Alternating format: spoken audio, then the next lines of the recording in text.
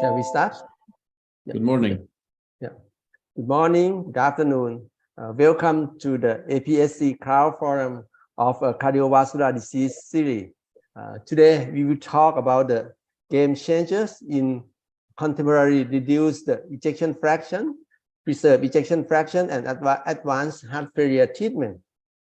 The revolution in acute, chronic, and even advanced stage heart failure treatment is continuous with a steady pace. In addition to the beta blocker ACEI, ARB or MRA, new shining star in medical therapy are ARNI, SGLT2 inhibitor, and GLP-1 receptor agonist, which not only adding on benefit in heart failure with reduced ejection fraction, but also extended to heart failure with mild reduced ejection fraction and heart failure with preserved ejection fraction. Starting the new 4 pillars early in acute and chronic heart failure treatment, beta blocker, ARNI, SGLT2 inhibitor, and MRA have become the main essential. Meanwhile, durable left ventricular assisted device, the major functional breakthrough is involving in therapy law from bridging to transplantation to destination therapy in advanced heart failure treatment, making more room in heart failure transplant waiting list. Thinking and planning different are quickly reshaping the strategy in acute, chronic, and advanced heart failure treatment in the current. First of all, I would like to introduce myself, Dr. Supotsi Mahashota. I'm from Chulalongkorn Memorial Hospital. I'm an interventionist. Now I'm president of Heart Association of Thailand under the royal patronage, the King. With me, Dr. Yusuf Maso, Associated Professor, Department of Cardiology, Cardiovascular Biology and Medicine, Juntendo University Graduate School of Medicine, Tokyo, in Japan.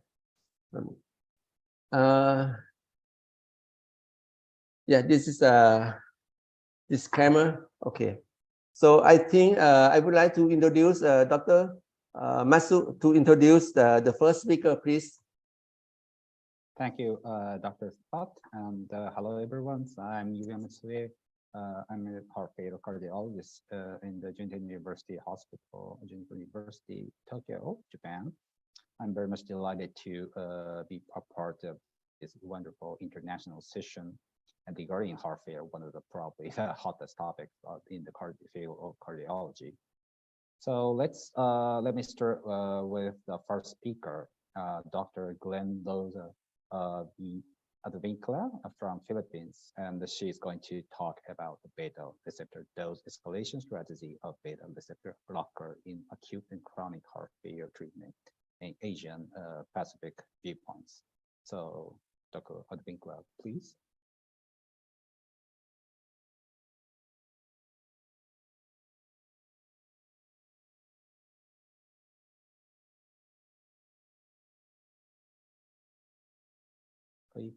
Good morning.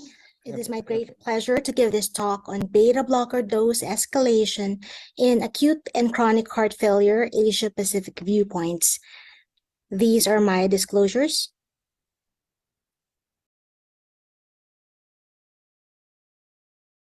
Let me first say that the eras of heart failure therapy has gone a long way, from the 1680s to 1960s, when heart failure was viewed as a cardiorenal disorder in which the major pathophysiologic events were related to sodium retention by the kidneys resulting in volume overload, to the 1960s to 1980s, when heart failure was viewed as a hemodynamic model in which the interplay of depressed contractility and peripheral vasoconstriction played a major role in producing heart failure symptoms. But beginning in the 1990s, heart failure was then regarded as a neurohormonal disorder in which the activation of endogenous neurohormonal mechanisms led to the progression of the underlying disease. This shift in paradigm is extremely important because it was simultaneous with progress in the understanding of chronic heart failure.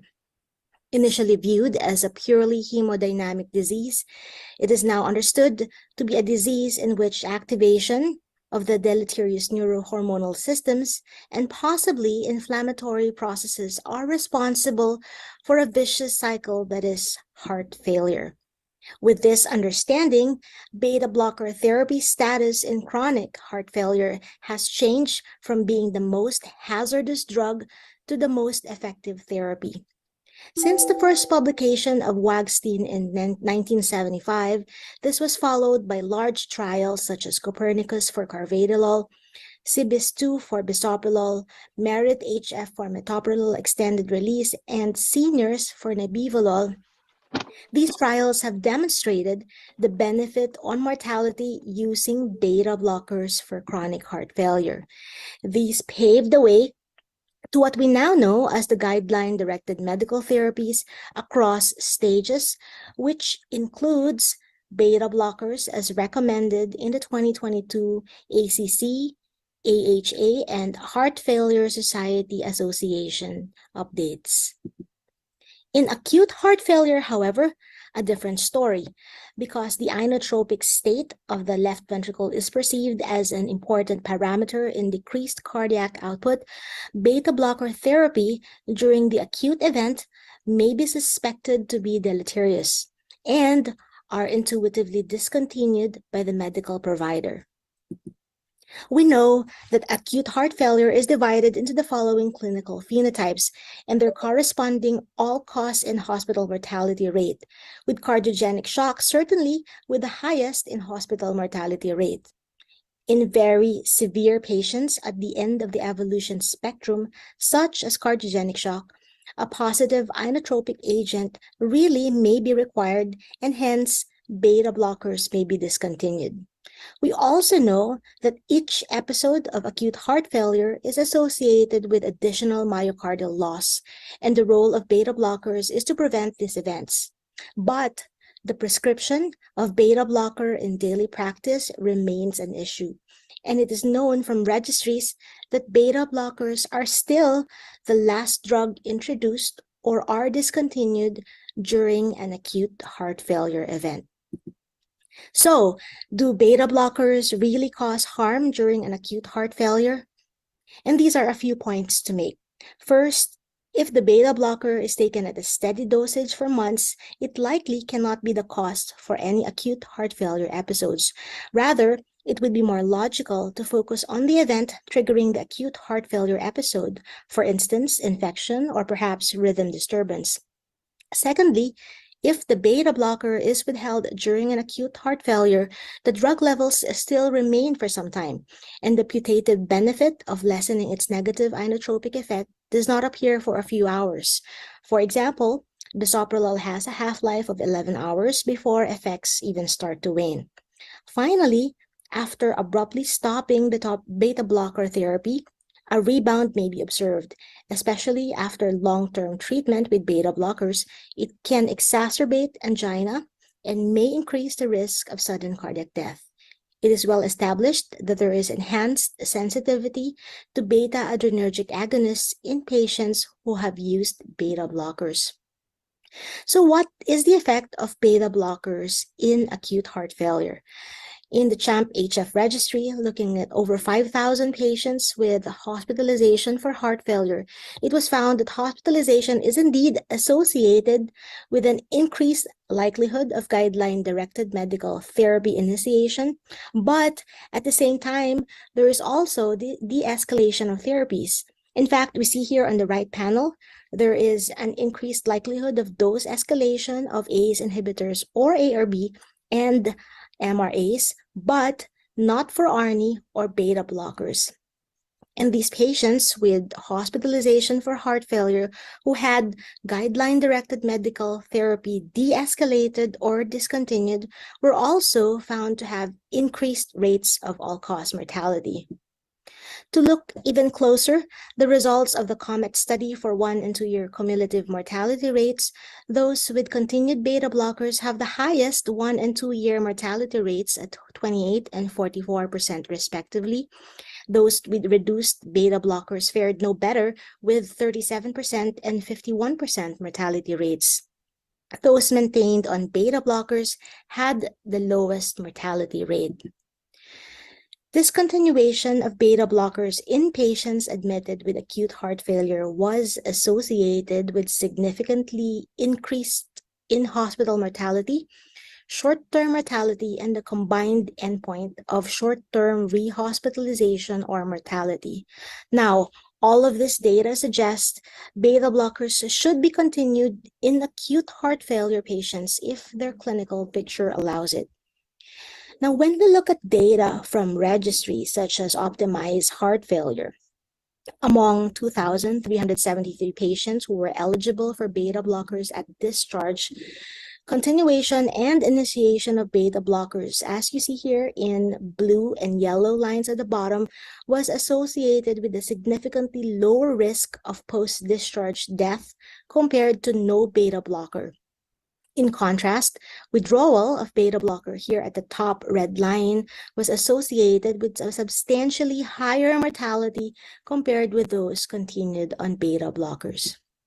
Yet, when we look at clinical registry data, the rates achieving target doses for beta blockers in clinical practice and even in newer trials are pretty low.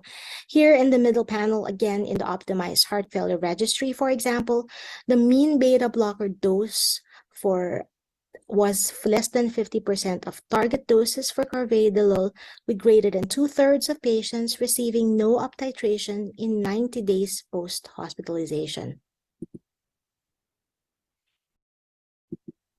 Closer to our region, the Asian HF Registry has collected data from 11 Asian countries and enrolled 5,276 patients in total.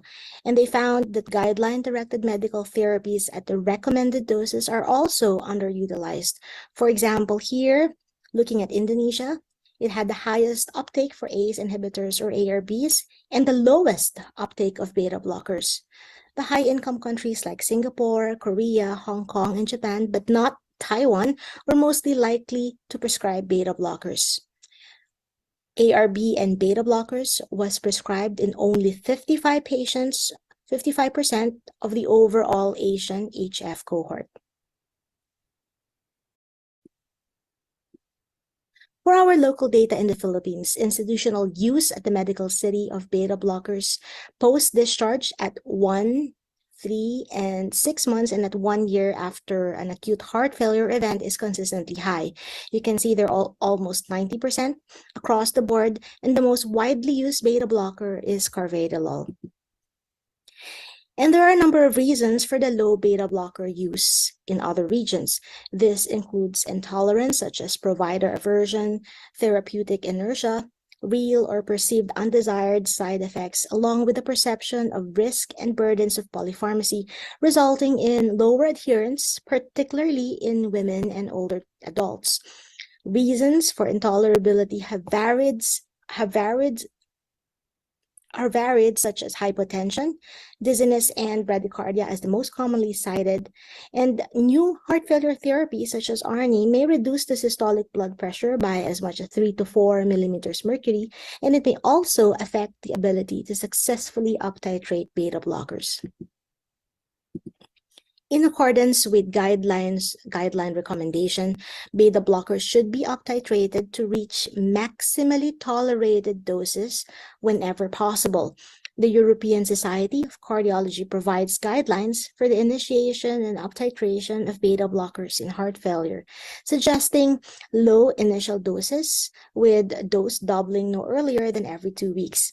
These guidelines also suggest strategies for intolerance, such as decreasing the diuretic agent in symptomatic hypertension, and also shows an algorithm for when consideration of ivabradine may be appropriate. In recent years, expert consensus have suggested what they call as rapid sequencing, which put the patient earlier on all the foundational heart failure therapies compared to the conventional sequencing in a shorter period of time. And this starts with beta blockers together with SGLT2 inhibitors, with the idea that water retention from beta blockers can be offset by the mild diuretic effects of SGLT2 inhibitors. Then the next steps would be to add ARNI and then MRA with all the foundational therapies achieved within 4 weeks. But by far, my personal favorite as a strategy for dose escalation of beta blocker is the one proposed by Dr. Carolyn Lam in the recent ESC Congress, where we were introduced to the concept of heart failure spending function. Here we think of guideline-directed medical therapies as investments, our patient investments, to prolong life years gained and keeping out of hospital, and parameters such as blood pressure, heart rate, estimated GFR and potassium, and even our patient's socioeconomic status to buy these medications are considered as banks from which we take from. So for the first rule is not to underspend for our patients. We have all of these therapies, so we must spend them and use them. We have beta blockers, RAS inhibitors, aldosterone antagonists, SGLT2 inhibitors, ivabradine, and others, but we must also not overspend at the expense of another bank. Say, for example, if we keep up titrating the ARNI, taking a lot from the bank from the blood pressure, we may no longer have enough blood pressure when we want to give beta blockers, and this will limit the benefits or return of investment, especially if your patient's blood pressure is off and he or she has a tiny small bank for blood pressure, so to speak. Now, I wish I could tell you that there is a cut and dry, one and done strategy for escalation of beta blocker therapy. But as we all know, sometimes even with the best of intentions, there are physiologic reasons why we cannot up-titrate medications. And it's no one's fault because each patient are different and have different physiologic reasons for every drug that we use. So what are we going to do now? I encourage everyone to read this excellent article on the consensus on heart failure patient profiling for tailoring medical therapy. So while we have guideline-directed doses for heart failure, we may have personal drug targets based on each patient's physiologic tolerability. A personalized approach adjusting guideline-directed medical therapy to patient profile may allow to achieve a better and more comprehensive therapy for each individual patient. Keeping in mind, all of us as cardiologists, that all attempts should be made to modulate all 5 relevant pathways using the 4 foundational heart failure drugs and the 3 others shown to improve outcomes, always asking ourselves, what else can we do for our patients? And with that, thank you for your attention.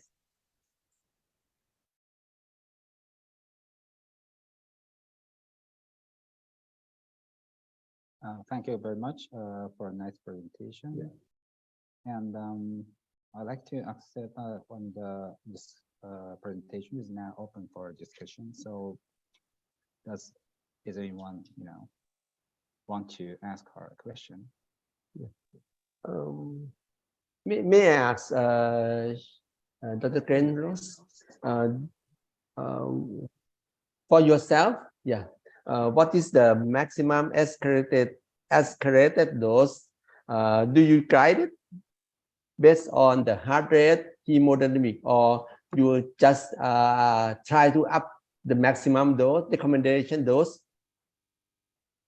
Oh, that is actually an excellent question because there's a lot of debate going on whether what is maximally tolerated dose for beta blockers. Is it like, for example, 10 milligrams for bisoprolol, 25 milligrams for carvedil, maybe even 50 milligrams if you're more than 80 kilogram in body weight?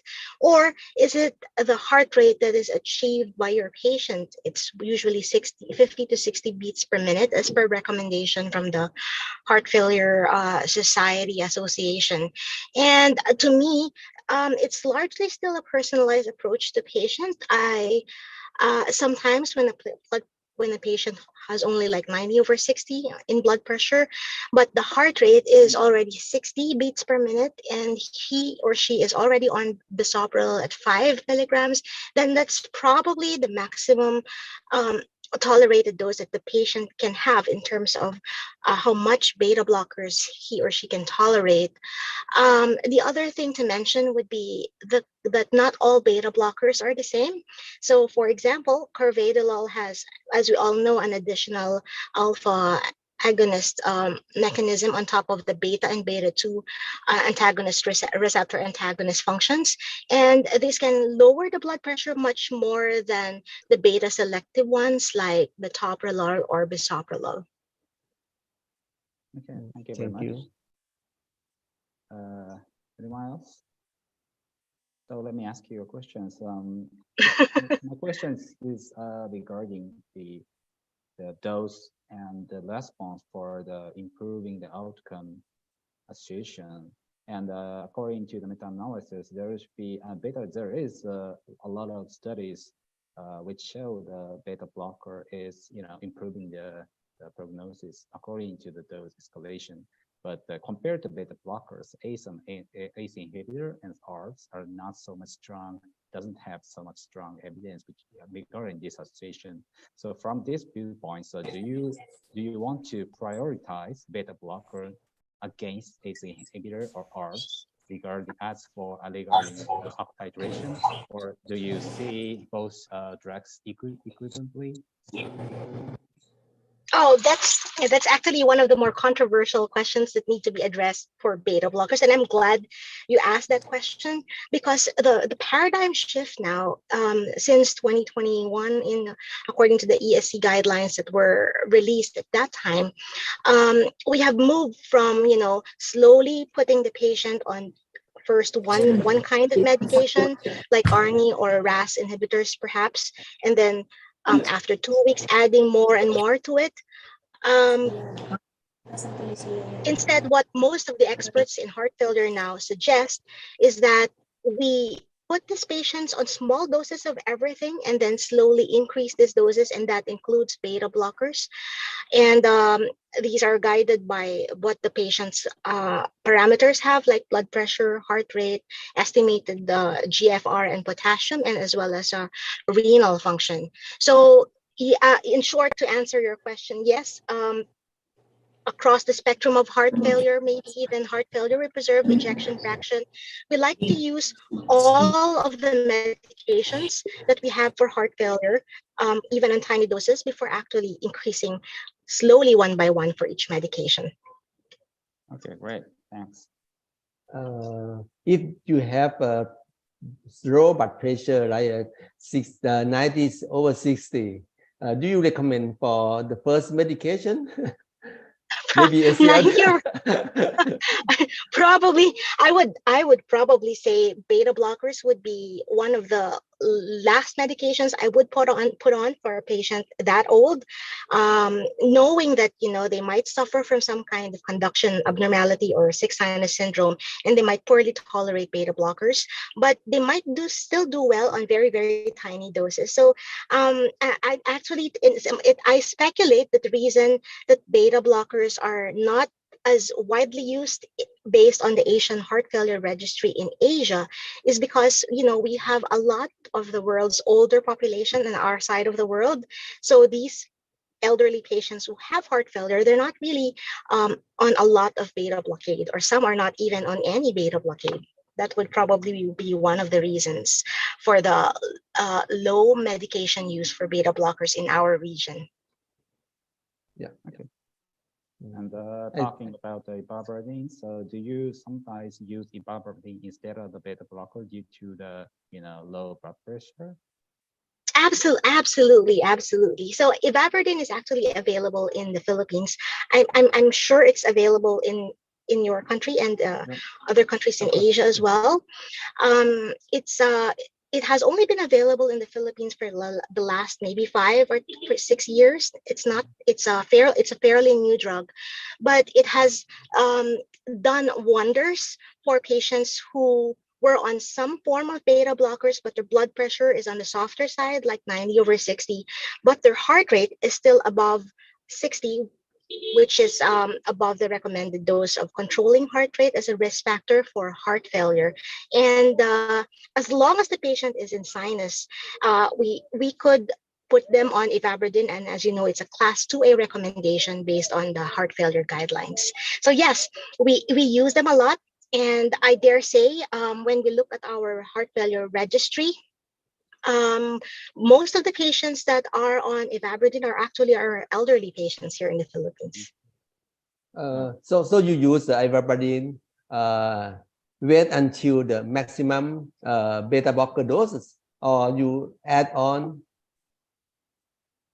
We actually maximize the beta blockers first until the maximally tolerated dose first before we add on the ivabradine, because that's what actually the guidelines say for heart failure. Okay, after maximize the beta blocker, then heart rate still a little bit high, so you add the, okay, correct. Right. The only thing that as you know, there has been a new release of this formulation of ivabradine, which is combined with carvedilol, and I must say from experience, the combination of carvedilol and ivabradine in this fixed dose combination, it's a 2-in-1 pill. We haven't been very successful in using it for heart failure patients, just because carvedilol together with ivabradine tends to drive the blood pressure too low for our heart failure patients here. Okay, thank you. Okay, so great presentation, and thank you very much again. And we will move to the next presentation. Okay. Thank you very much. Thank you so much. So I will move to the second speaker, Associate Professor Yuya Masu from the Department of Cardiobiology and Medicine from Tokyo Hospital, Tokyo, Japan. He will address the topic of the ARNI additional in acute and chronic heart failure treatment, including reduced ejection fraction, mild reduced ejection fraction to preserve ejection fraction. Dr. Masu, please. Oh, thank you very much for your introduction. So let me share my screen. And wait a minute.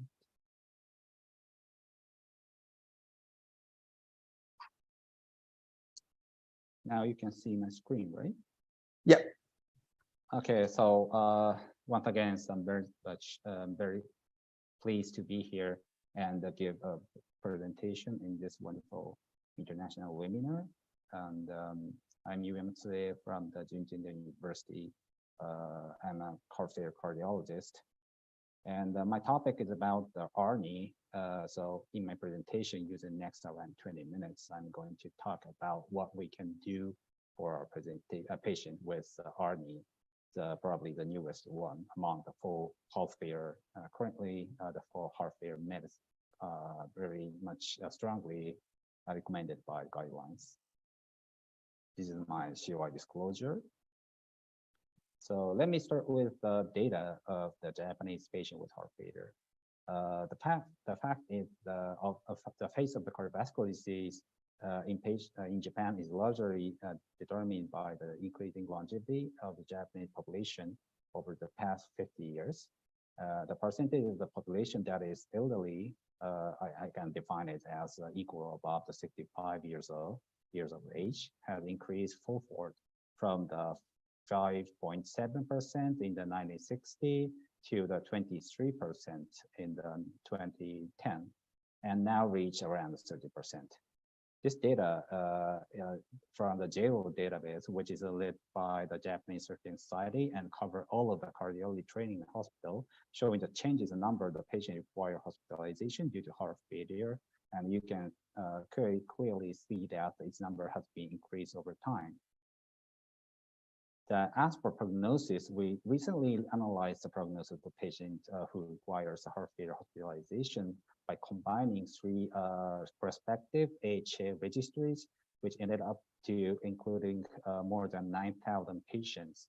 We analyzed the changes in 1 year mortality and the rehospitalization rate due to heart failure within 1 year of discharge over time, and found that both are relatively stable, and 1 in 5 patients who hospitalized due to heart failure die within 1 year, and 1 in 4 patients will come back to the hospital due to worsening heart failure. So there are clearly room for improvement. During the past few decades, drug therapy for heart failure has undergone significant development. And now these 4 drugs you can see here have a class 1 recommendation for a patient with HFrEF. The ARNI, like an augmentation receptor nebulizing inhibitor, is now one of the 4 pillars of contemporary treatment for heart failure with reduced ejection fraction. So as for this drug, so when and why do we need to consider prescribing ARNI in the context of heart failure treatment? To discuss this, it might be nice to overview what we know about ARNI in the different setting and different heart failure phenotypes. So let's start with the ARNI for chronic HFrEF patient. Probably the paradigm HF is a study currently that forms a foundation for prescribing ARNI for patients with HFrEF. Briefly, the paradigm HF was a randomized double-blind prospective comparison of the sacubitril/valsartan with enalapril in patients with chronic heart failure with reduced ejection fraction. The primary endpoint was cardiovascular mortality and heart failure hospitalizations. You can see some key inclusion criteria and the key exclusion criteria. Of course, probably everyone knows that in these trials, ARNI was clearly superior to the standard of care ACE inhibitor in enalapril in terms of primary endpoint, and also each component of the combined endpoint and all-cause mortality. So in this setting, effectiveness of the ARNI is not ambiguous, and we can probably say that switching our ACE inhibitor to ARNI can reduce the incidence of cardiovascular event and mortality in patients who have been already on the ACE inhibitor. So let's have a little bit deeper dive and think how efficacious ARNI is when it's compared to other heart failure meds. For the fair comparison, so we need to probably understand the notion of relative risk reduction and absolute risk reduction. So let's say that there is 2 drugs. One is drug A and another one is drug B. And we have performed 2 randomized clinical trials to test how effective these drugs are. And in the drug 1 study, drug A, the placebo group, we saw 6 out of 10 patients died in the, for example, 1 year. And however, the inactive drug group, patients who are treated by with the drug A, only 3 patients out of 10 patients have died. So when we calculate the relative risk reduction, you can see that according to this equation, we can say relative risk reduction is 0.5, meaning 50% relative risk reduction. However, so we can say absolute risk reduction is, I can just subtract the 0.6, the 0.3 from 0.6, meaning 0.3, meaning absolute risk reduction was 30%. So for drug B, still, it's like this the placebo group. So if we see that 4 patients died among the 10 patients, the control group of the relative risk, and then also the 2 patients died out of 10 patients who are treated with drug B. So relative risk reduction is equal to that for the drug A, because you can see, even though there is a different equation number in this equation, but the answer is also exactly the same, 0.5, meaning 50% rate of risk reduction. And however, the absolute risk reduction is 20%, because if we subtract the 0.2 from the 0.4, meaning makes 0.2. So I can say, or we should say, like, the absolute risk reduction of the drug B is 20%, even though the exactly the same the relative risk reduction between drug A and B. Often the treatment effect of the drug is described using a relative risk reduction, such as hazard ratio or rate ratio. However, generally the large relative risk reduction offer a large absolute risk reduction. But for any given relative risk reduction, absolute risk reduction depends on the event rate of the study population, as you see in the previous slides. So far, to give or to make a fair comparison, so absolute risk reduction, the treatment provides should be interpreted in the context of event rate of the control arm. In these two figures, like you can see in the major heart failure drugs RCT were plotted according to the sample size, severe death, hospitalization, event rate observed in the control group, and absolute risk reduction. The intervention showed in figure A, and all-cause mortality and absolute reduction, the intervention showed in figure B. So you can clearly see the proportional association between event rate observed in the control group and absolute risk reduction, and therefore regression line was drawn for both figures. And this regression line represents an average association between event rate and ARR, absolute risk reduction. If the bubble is along or above the regression line, it implies that the drug tested in the RCT was more efficacious than average. And if the bubble is far below the its line, it implies that the drug was less effective than others. In this sense, we can see paradigm HF here for the outcome, combined outcome, and here is which is above the line for the outcome of all-cause mortality. So I think according to these two figures, we can say maybe and it's complete valsartan is more effective than other, even among the the other heart failure drugs recommended in the current guideline. Other than its impact on prognosis, which is usually hard to see when we are seeing only one of our patients in ARNI, we can readily see its effect by our own eyes.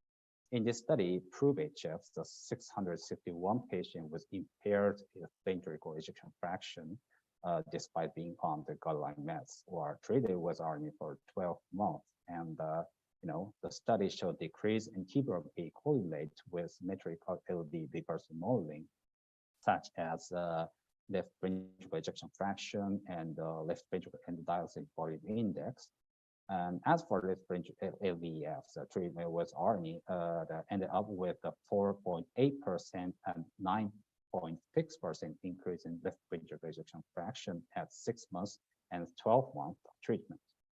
This increase in LVEF is clinical relevant given that the one in SARD and more than 60% of those with left ventricle ejection fraction of below 35% become not eligible for LCD after treatment with ARNI in terms of the cutoff of left ventricle ejection fraction. Additional treatment with ARNI can be an option for those with HFrEF, complicated with the valvular heart disease. In this, the prime, a study compared to valsartan alone, ARNI was associated with the reduction in LVEDVI, large regurgitation volume, and improvement of the severity of functional MR. This is also considered a consequence of its favorable impact on the ventricle geometry. So next, I'd like to move to the ARNI in patient with heart failure mildly reduce and preserve the ejection fraction. The paradigm HF is a study directly address these topics, but let me just briefly recap the paradigm HF.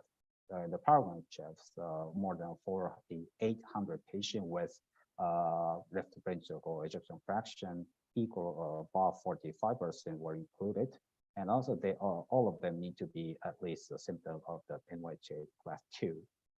And the patients were randomized to either substitute valsartan or valsartan alone.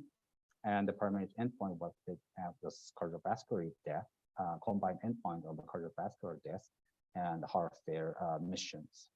The median left ventricle ejection fraction was 57%, and around 80% was already on beta blocker, and around 90% are already on the ACEI inhibitor ARS, and 25% were on MRA.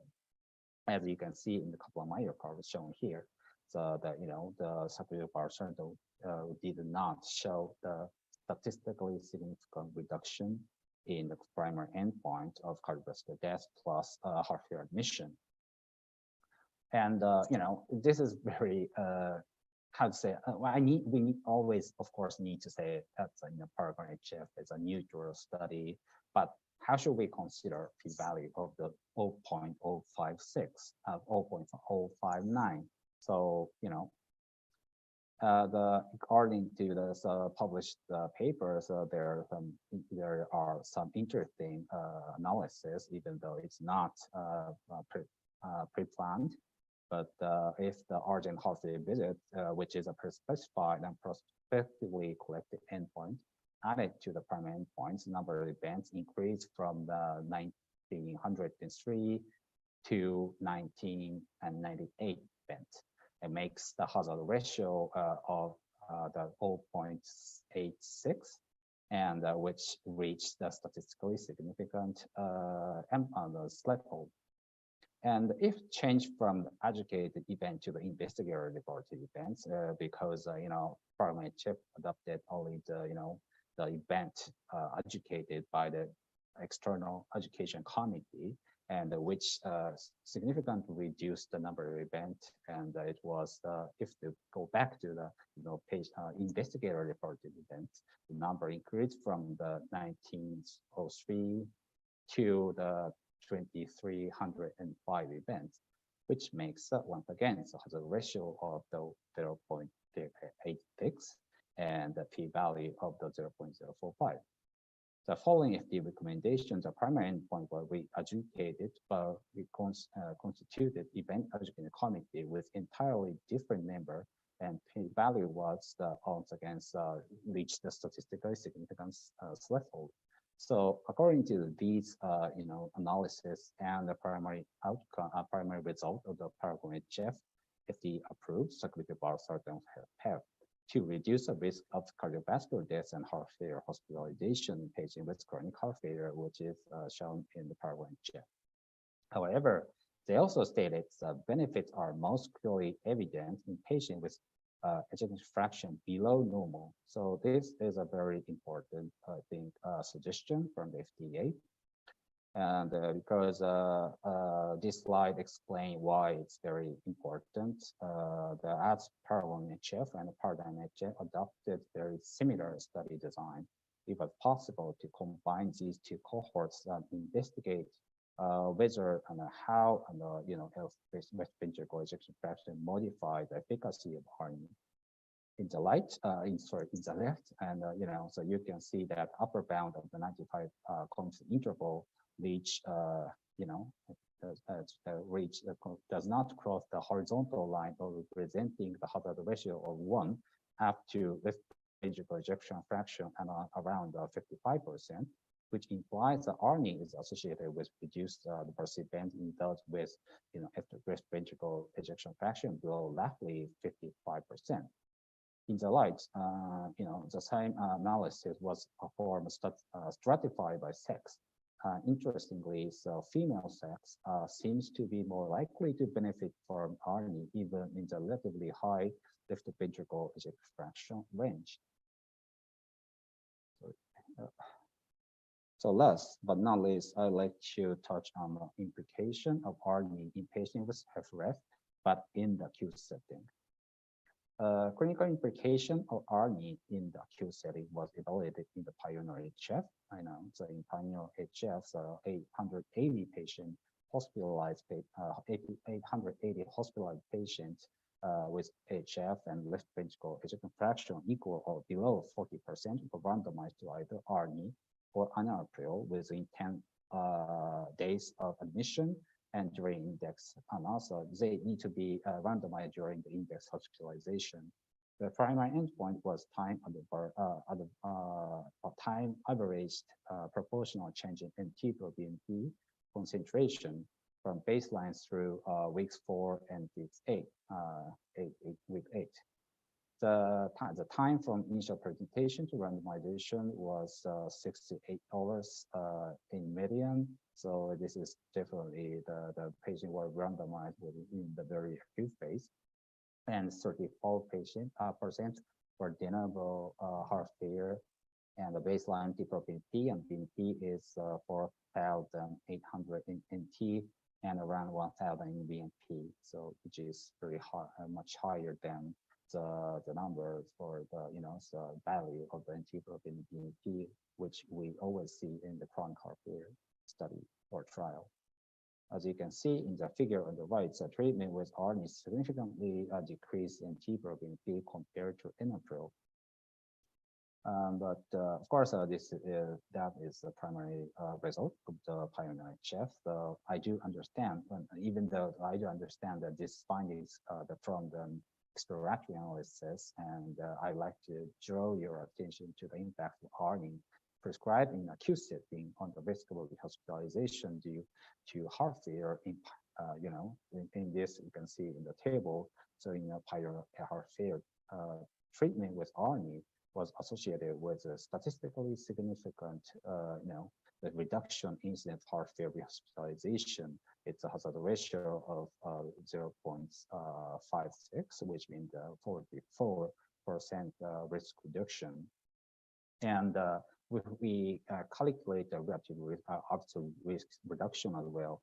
It's around 5.8% of the absolute risk reduction.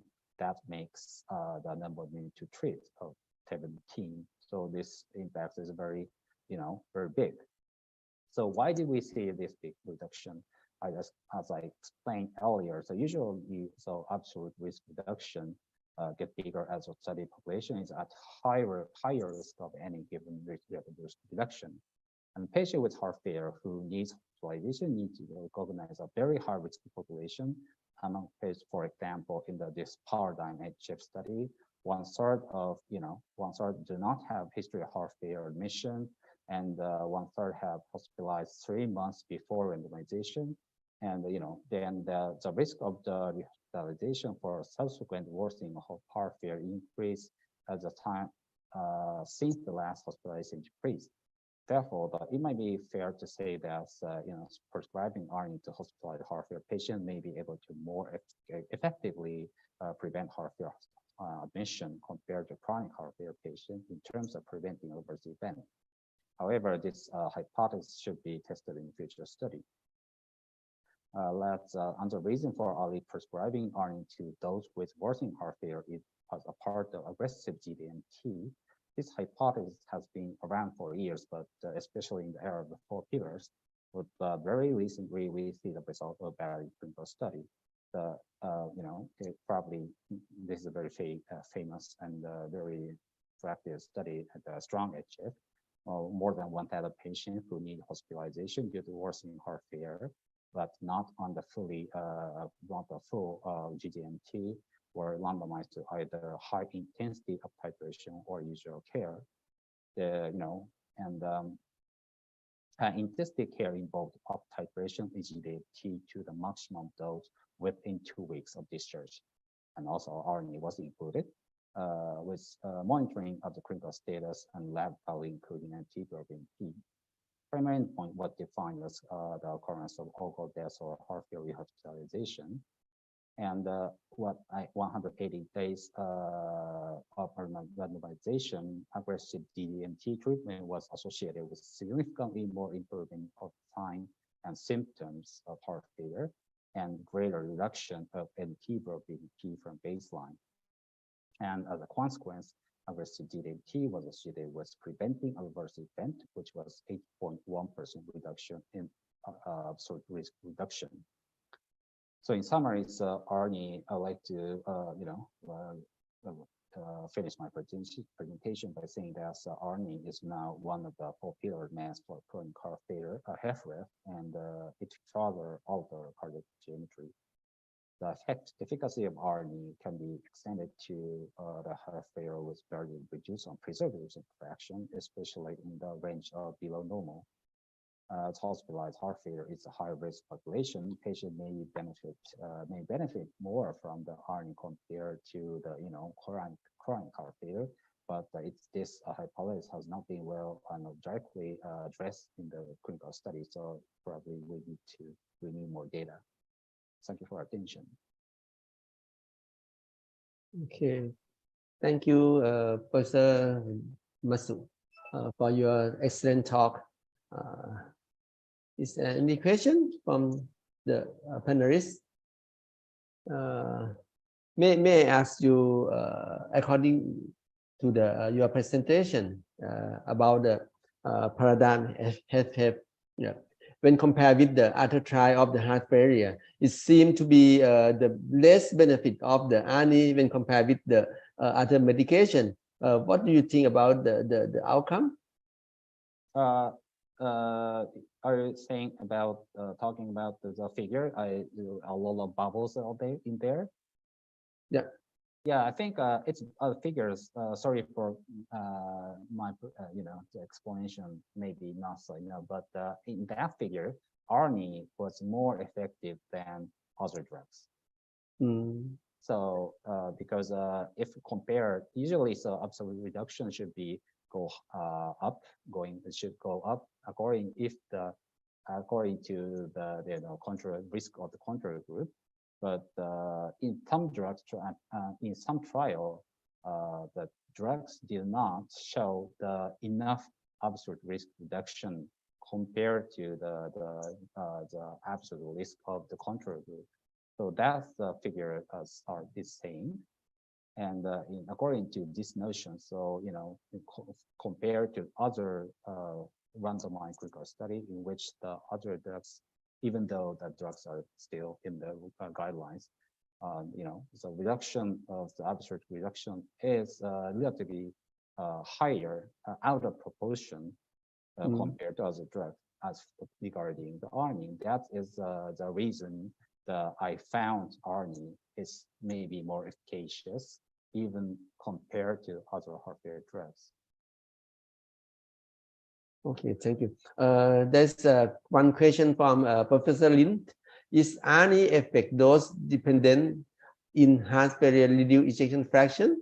Higher target dose better? It's a great question because in a paradigm HF, all the patients need to up-titrate the ARNI as long as the patients have a tolerance for the up-titration.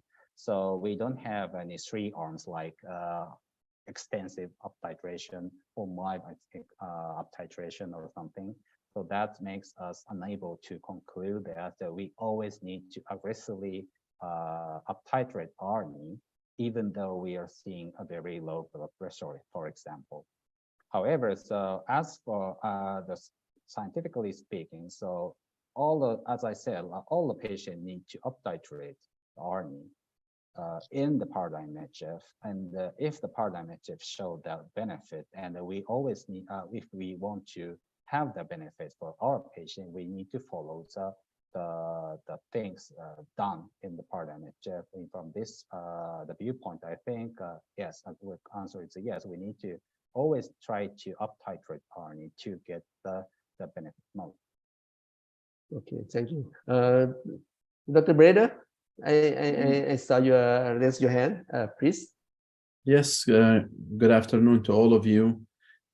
Great presentation, Dr. Matsu. I was a little bit disappointed to see that the recommendation for ARNI as a class is a 2B recommendation for heart failure with mildly reduced EF.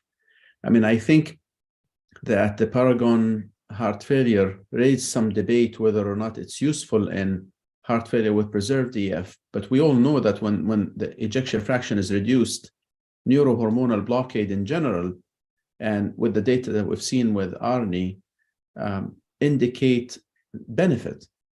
Any comments on why it was given, or thoughts on why it was given a class 2B recommendation with the mildly reduced EF?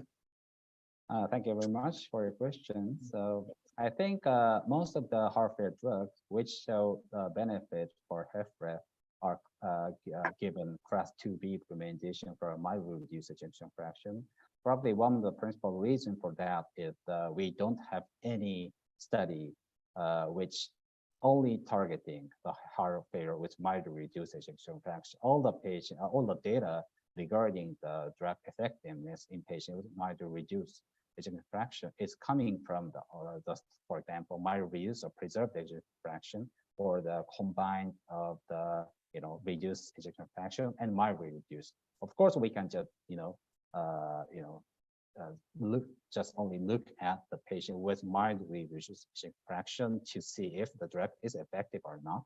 But it's still, in scientific viewpoints, if we have a class 1 evidence A recommendation for such drug, we always need to have randomized control trial only looking at heart failure with mildly reduced ejection fraction.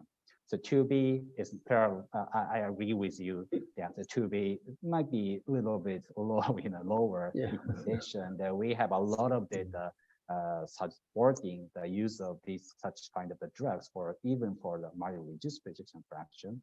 But it's according to the data or a clinical trial point of view, so it could be probably the hardest things to for the. I mean, you showed nicely the continuum of benefit while the EF is abnormal. So I think we have enough evidence now from multiple analyses, including the CHARM program, and even for aldactone and for ARNI, that the benefit continues at least while the ejection fraction is abnormal. Yeah, you're right. And but another thing is that probably left ventricular ejection fraction is not the optimal things to categorize all the heart failure patients, right? So we have more sophisticated echo parameter such as long global strain or some other metrics. So probably in the future, so we need to find more good metrics to individualize all the heart patients, given that the heart failure is very, very much heterogeneous disease. Okay, thank you, Dr. Masu. Because of the time constraint, I think we have to move to the third speaker. Maybe I ask Dr. Masu to introduce the third speaker, please. Okay, thank you very much. And would like to move to the next presenter, who's a doctor, the Azimut Ghazi from Malaysia. His talk is about the inhibitor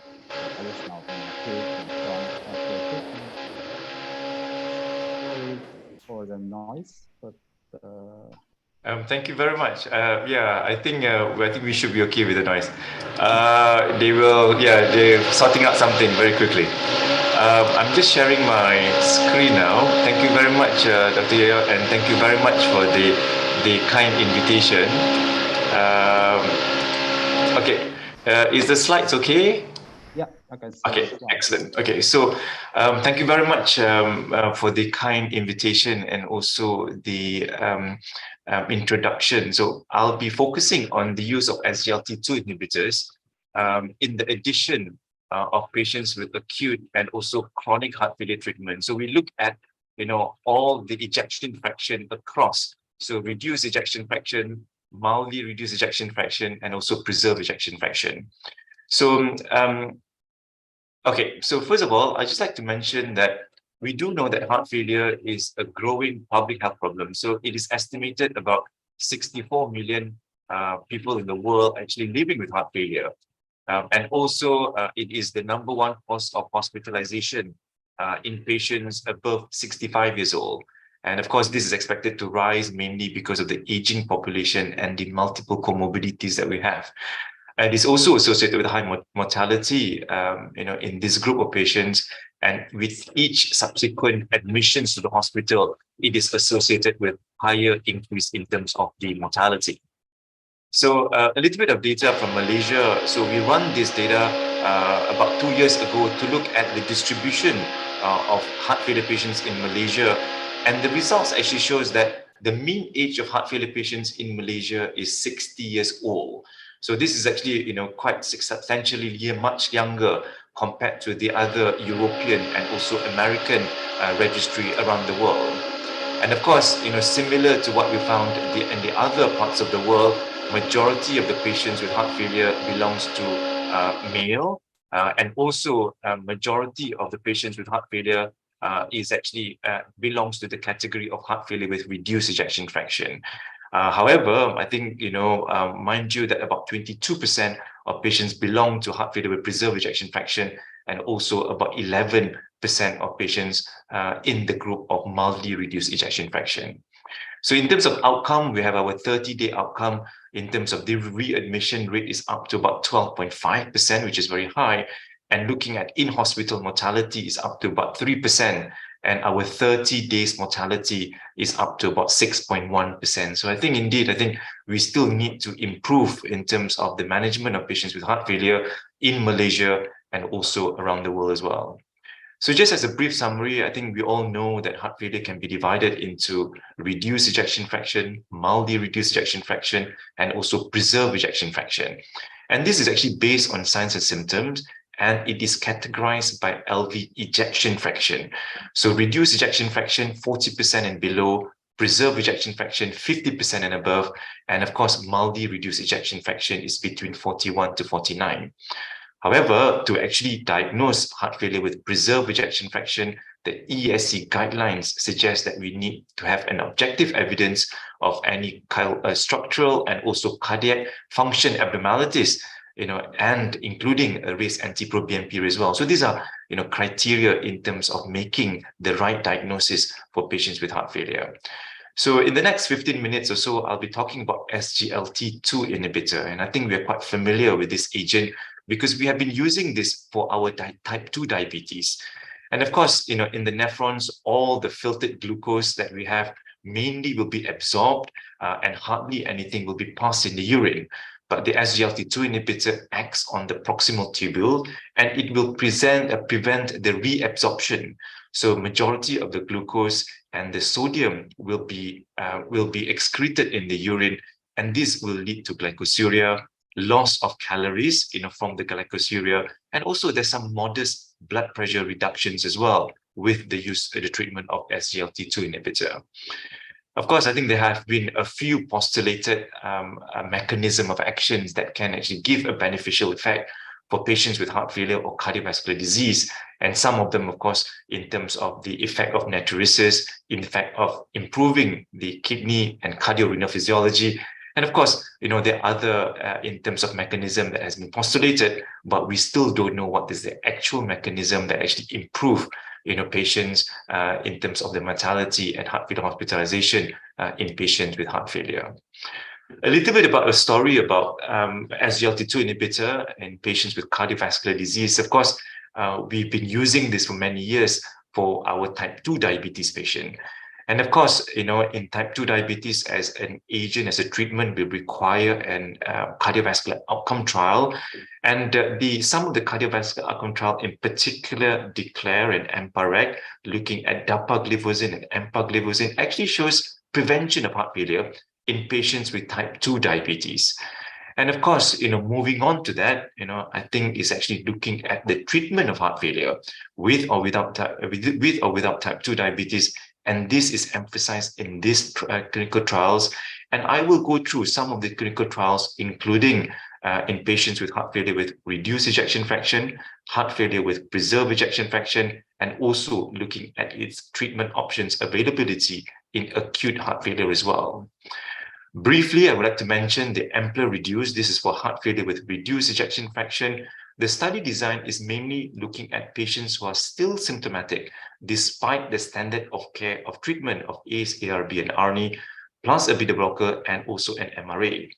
And the definition is LV ejection fraction of 40% and below with an elevated NT-proBNP, and the eGFR cutoff is above 20 mL per minute.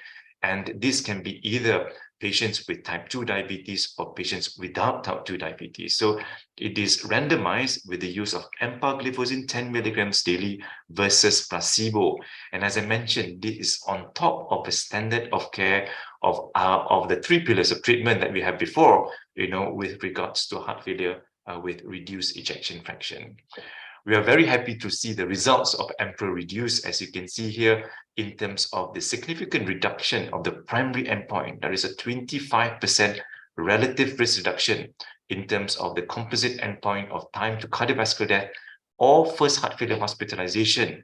And in terms of the secondary endpoint, there is also a significant reduction of 30% of the total first or recurrent heart failure hospitalization.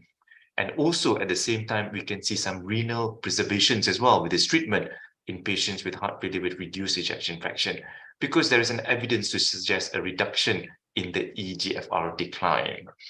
And then the other thing that we are quite interested to see is how fast can this agent works for our heart failure with reduced ejection fraction. So how fast will it benefit our patients? And the data from the MRA-REDUCE, that we can see that the relevant clinical benefits can be seen within 30 days. So at day 12, we can see a significant benefit comparing it to placebo. And of course, in terms of sustained clinical benefit, it can be seen at the day 34, and this is sustained throughout the clinical study. The other sister study that I've mentioned is actually using dapagliflozin. So this is studied in DAPA-HF, looking at the similar subset of group of patients with heart failure with reduced ejection fraction with an elevated NT-proBNP. And if you look at the eGFR cutoff is more than 30 mL per minute. And this is again randomized patients with the use of dapagliflozin 10 milligrams versus placebo plus standard of care. So this is an addition therapy, similar to MRA-REDUCE. And of course, the results is also quite, interesting to see that there is a significant 26% relative risk reduction in terms of cardiovascular death or worsening heart failure. And this is also contributed both to the significant reduction in cardiovascular death and worsening heart failure as an individual outcome. And of course, if you can see here, we're also interested to see how fast does this benefit translate to our patients. And the clinical significance in terms of the primary endpoint can be seen as early as day 28. So you can see a clinical benefit, within 1 month of initiating treatment for patients with heart failure with reduced ejection fraction. There have been a meta-analysis looking at both MRA-REDUCE and DAPA-HF trials in patients with heart failure with reduced ejection fraction. And if you can see here, in terms of the composite of the first hospitalization or cardiovascular death, in terms of whether the patients have diabetes or without diabetes, the evidence still suggests that it can actually favors the treatment group receiving either EMPA or dapagliflozin. So it is regardless whether the patients have diabetes or not, they still benefit in this treatment algorithm. And how about the cardiovascular death? Of course, you don't see a statistical significance in the MRA-REDUCE with cardiovascular death, but you see a significant reduction in DAPA-HF, but in the meta-analysis actually shows a significant benefit in this group of patients. And of course, in terms of the first heart failure hospitalization and cardiovascular death, we also see similar outcome with regards to the significance, benefit in the group of patients receiving SGLT2 inhibitor as a treatment. So therefore, I think, in 2021, we are quite clear, that we have these 4 pillars of treatment for HFrEF, including RAS inhibitor, ARNI, beta blockers, and MRA, and the addition of an SGLT2 inhibitor. As such, the clinical guidelines, ESC clinical guidelines update in 2021 has actually put in the 4 pillars of treatment is dapagliflozin and empagliflozin as SGLT2 inhibitor are recommended in patients with HFrEF to reduce the risk of heart failure hospitalization and death. And this has been given a class 1 level of evidence A, similar to ACE inhibitor, beta blockers, and also MRA. So this is actually quite a very, very strong recommendation. So I think we're quite happy, that in patients with heart failure with reduced ejection fraction, we have these 4 pillars of treatment that we can treat them. However, during the write-up of this guidelines, there is no randomized control trial that actually proven to benefit in patients with heart failure with mildly reduced and patients with heart failure with preserved ejection fraction. So the ESC guideline 2021 did not have any recommendations, specifically to reduce mortality and heart failure hospitalization in patients with preserved ejection fraction. And of course, I think we've been talking about HFpEF for many, many years, and we realize that it is actually one of the greatest unmet need in cardiology, mainly because that majority of the clinical trials, including Paragon HF, I think previous speaker has discussed this, actually did not manage to achieve its primary endpoint. Of course, there are some statistical analysis that we actually look into it, but essentially, some of these clinical trials looking at ACE inhibitor, ARB, MRA, and also ARNI did really not achieve a clinical significance primary endpoint, to actually, make it as a strong recommendation for heart failure with preserved ejection fraction. So, however, last year, when we looked at the updated guidelines in the American Heart Association, American College of Cardiology, and also the Heart Failure Society of America, you can see here, in terms of the treatment of mildly reduced and preserved ejection fraction, SGLT2 inhibitor have been given a class 2A recommendation. And this is the highest among compared to ARNI, MRA, and also ARB or ACE inhibitor in treatment of patients with mildly reduced and preserved ejection fraction. And the reason is because, after the ESC guideline has been published, there are several clinical trials that lead to a significant improvement in terms of the treatment of patients with heart failure with preserved ejection fraction. And if you can see here, first of all, is using empagliflozin, which is the EMPEROR-Preserve. So this is actually randomized patients with heart failure with preserved ejection fraction with an ejection fraction of 40% and above. So technically, this is including, by definition, heart failure with preserved ejection fraction and also heart failure with mildly reduced ejection fraction. And this is randomized either using EMPA 10 milligrams daily versus placebo. And of course, in terms of looking at its inclusion criteria, patients will require an elevated NT-proBNP and also required to have some structural changes in terms of the heart, as the criteria based on the ESC criteria for diagnosis of heart failure with preserved ejection fraction, or the patients included in this study will require heart failure hospitalization within 12 months of screening. So this is the major inclusion criteria for EMPEROR-Preserve. The results, I think, is quite overwhelming to say that there is a significant reduction of 21% in terms of the primary composite outcome of cardiovascular death and heart failure hospitalization compared to placebo. However, I would also like to mention that the outcome of this is mainly driven due to the lower risk of heart failure hospitalization, not so much of the cardiovascular death. So, and when we plot this against the study and looking at the across the ejection fraction that we can see, as you can see here, in terms of the benefit that it can be seen is as early as day 18.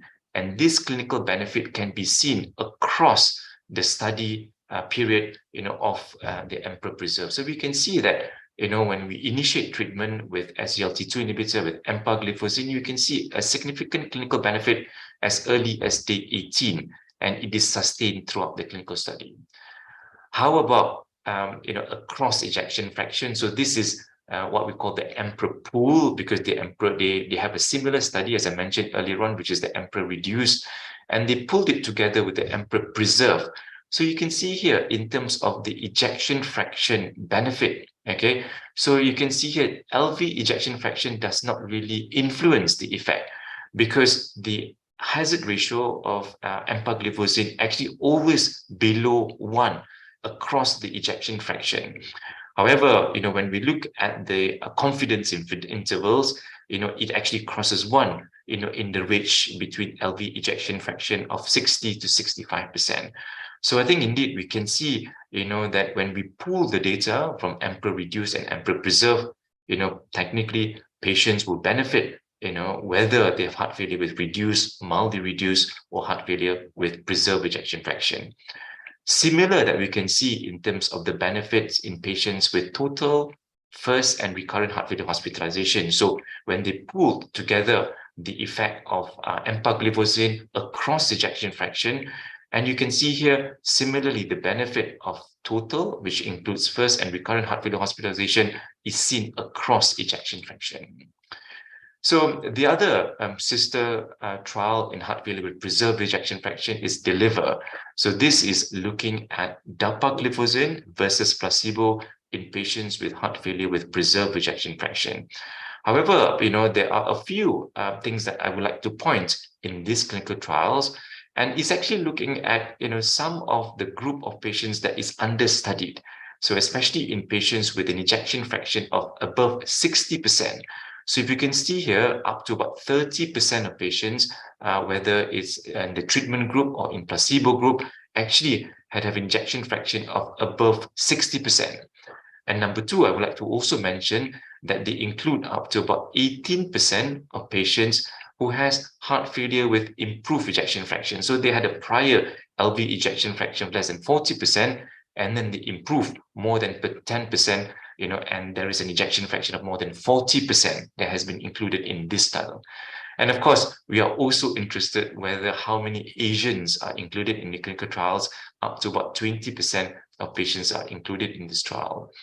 Prior hospitalizations also up to about 40%. So you're looking at quite sick patients, who are actually included in these clinical trials. And of course, in terms of the clinical outcome, there is an 18% relative risk reduction in terms of the primary endpoint, which includes the composite of cardiovascular death and worsening heart failure. And, this is also driven, by worsening, a significant reduction in terms of worsening heart failure. And also it is driven by a significant reduction in terms of the cardiovascular death, as a separate to actually combine it to actually cause, the primary endpoint reduction. So as I mentioned, there are a few pre-specified subgroups that we are looking into, we're interested. Number one is how does it share in terms of across ejection fraction? So you can see here, the treatment of dapagliflozin actually benefits across ejection fraction. And in the group of patients with an LV ejection fraction of 60%, you can see here, there is a significant benefit up to about 22%. In terms of patients who are enrolled within 30 days of heart failure hospitalization, so you're talking about sicker patients here, up to about 40%, they also benefit, in the treatment with dapagliflozin. And of course, the other group that we are looking into is in the patients who have improved ejection fraction, because these are not really studied in the previous clinical trials. You can see here, patients who have improved ejection fraction also actually benefit, in the use of DAPA in this group, in this study. Of course, again, I think what we do is, they combine a pool in terms of data from DAPA-HF and also DELIVER, looking at cardiovascular death and heart failure hospitalization. And if you can see here, in terms of its hazard ratio, is always below 1, saying that, regardless of the ejection fraction, dapagliflozin actually benefits for patients across ejection fraction. And when we look at the confidence interval, it crosses up to between 65 to 70% higher ejection fraction, where the confidence interval crosses that.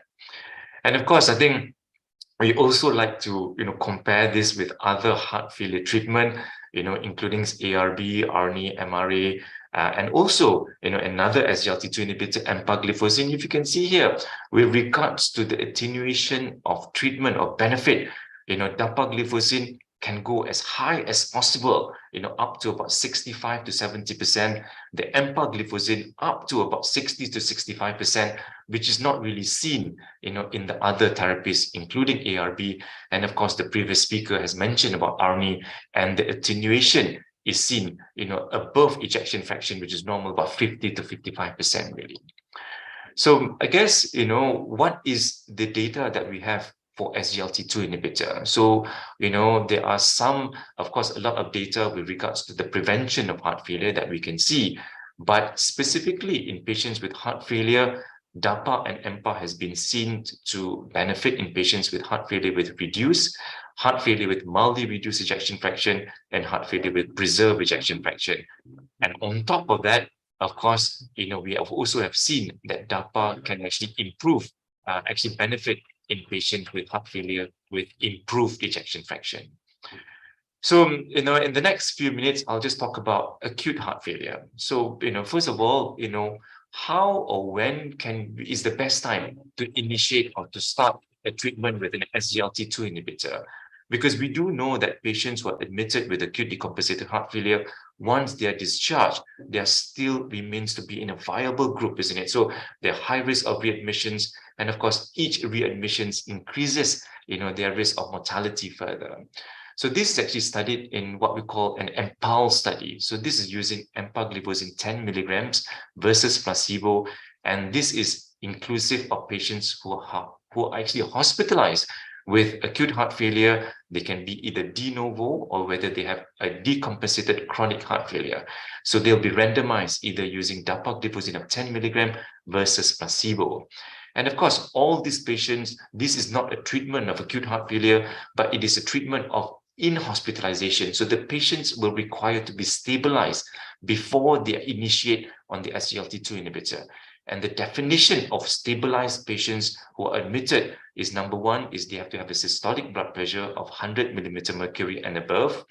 They have no increase in terms of the IV diuretics. So the patient can be on IV diuretics, but there is no increase in terms of the dose 6 hours prior to randomization. And there is no IV vasodilators, including nitrates, 6 hours prior to randomization. And there is no IV inotropes drugs, for the last 24 hours prior to randomization. So this is important criteria because we need to remember that the patients require to be stabilized before they are initiated with the use of SGLT2 inhibitor.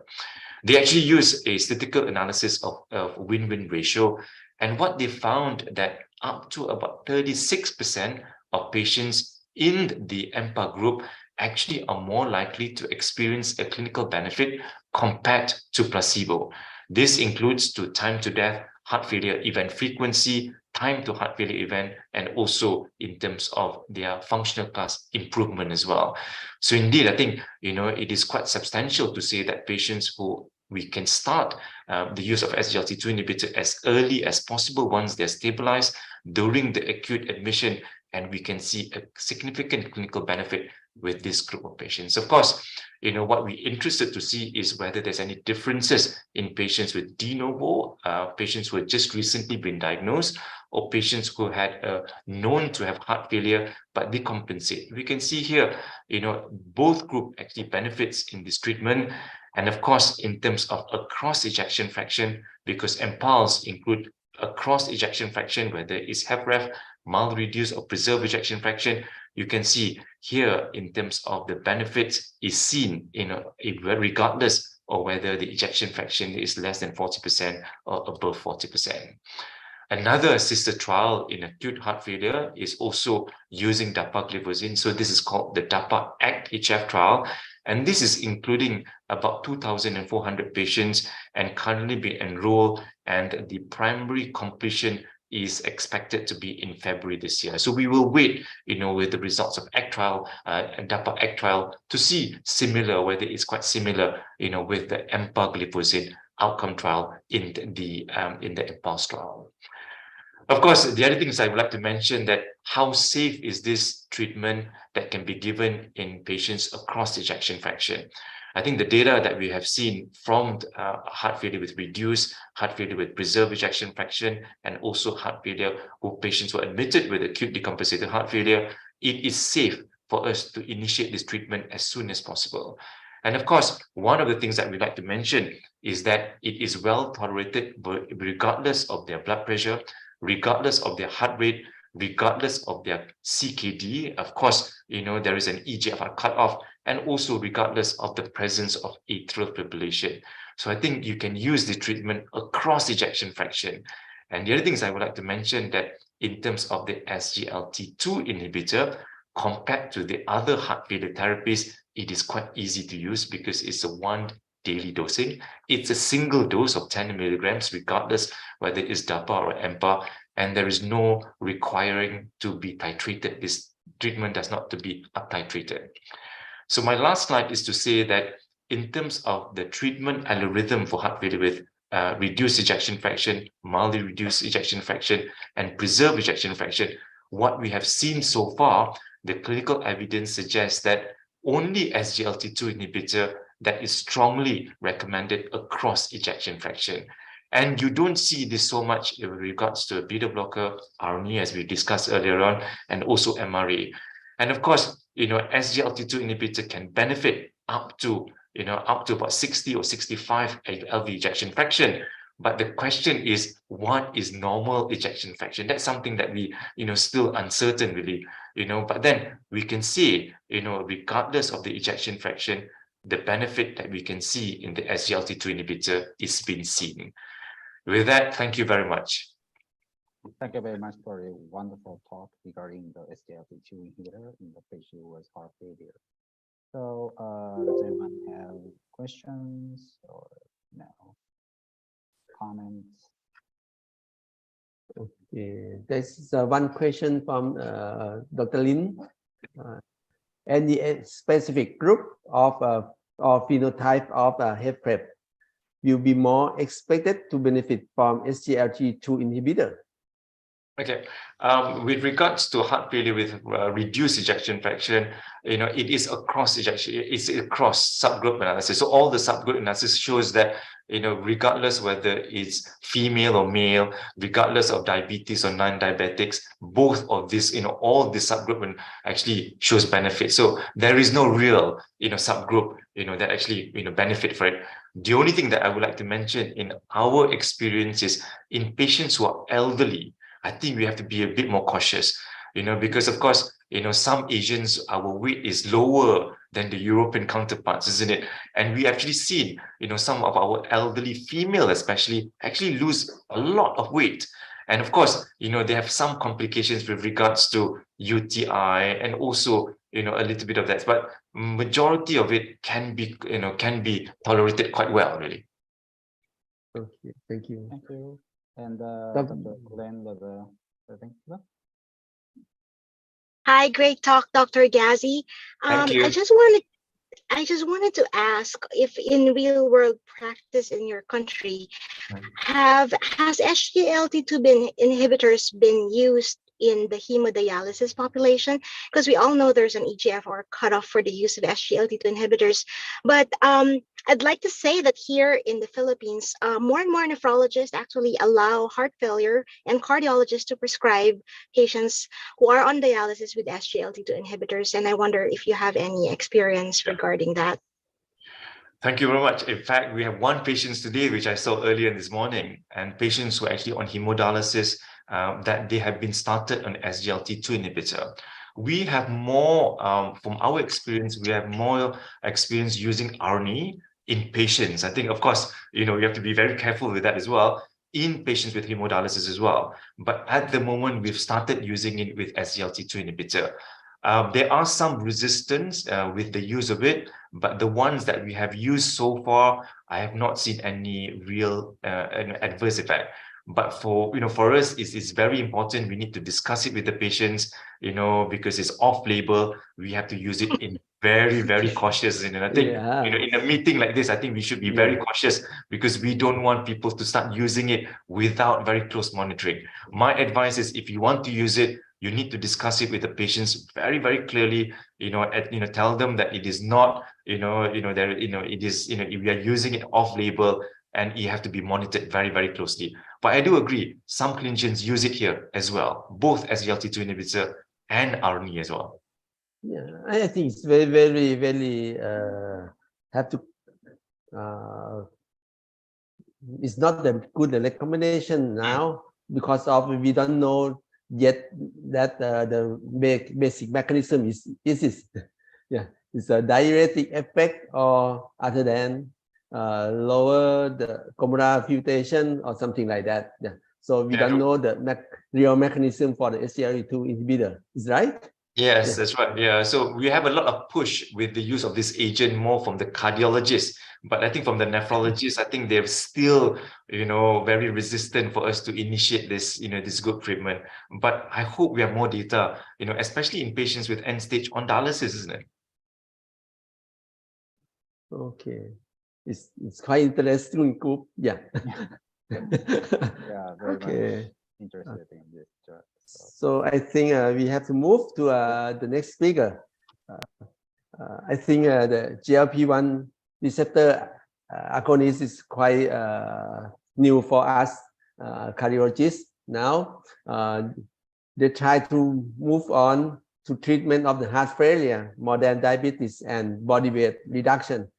This topic will addressed by Dr. Chida Siratana Tabukanon from Thammasat Heart Center, Thammasat University Hospital, Bangkok, Thailand.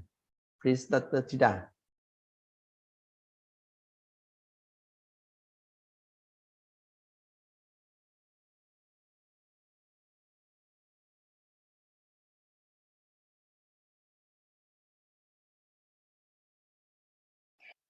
Dear Chairman, Dr. Supot and Dr. Matsue, thank you for inviting me to give a talk today. My topic today is GLP-1 receptor agonist in heart failure preserved ejection fraction more than diabetes and body weight reduction. I don't have any disclosures. First, I will give a short review of GLP-1 or glucagon-like peptide-1 action. Following meal ingestions, the incretin hormones, which are intact or active GLP-1 and glucose-dependent insulinotropic polypeptide or GIP, released from gut endocrine cells and function to lower blood glucose levels by stimulating glucose-dependent insulin release from beta cell of pancreas, which are the actions of both GLP-1 and GIP. This result increase of insulin secretions will result in increased glucose uptake by muscles. The another action is at alpha cell. It will suppress glucose-dependent glucagon secretions, which is the only effect by GLP-1, and resulting in decreased hepatic glucose productions by liver. These two mechanisms result in a decreased plasma glucose, and this is the main mechanism of GLP-1 receptor agonist, which is action similar to endogenous GLP-1 to control plasma glucose in diabetic patients. In the clinical trials of GLP-1 receptor agonists have been demonstrated reduction in blood glucose as shown in the reductions of A1C in variety degree different in different ducts, and also the body weight reductions that we found in every duct in the GLP-1 receptor agonist class.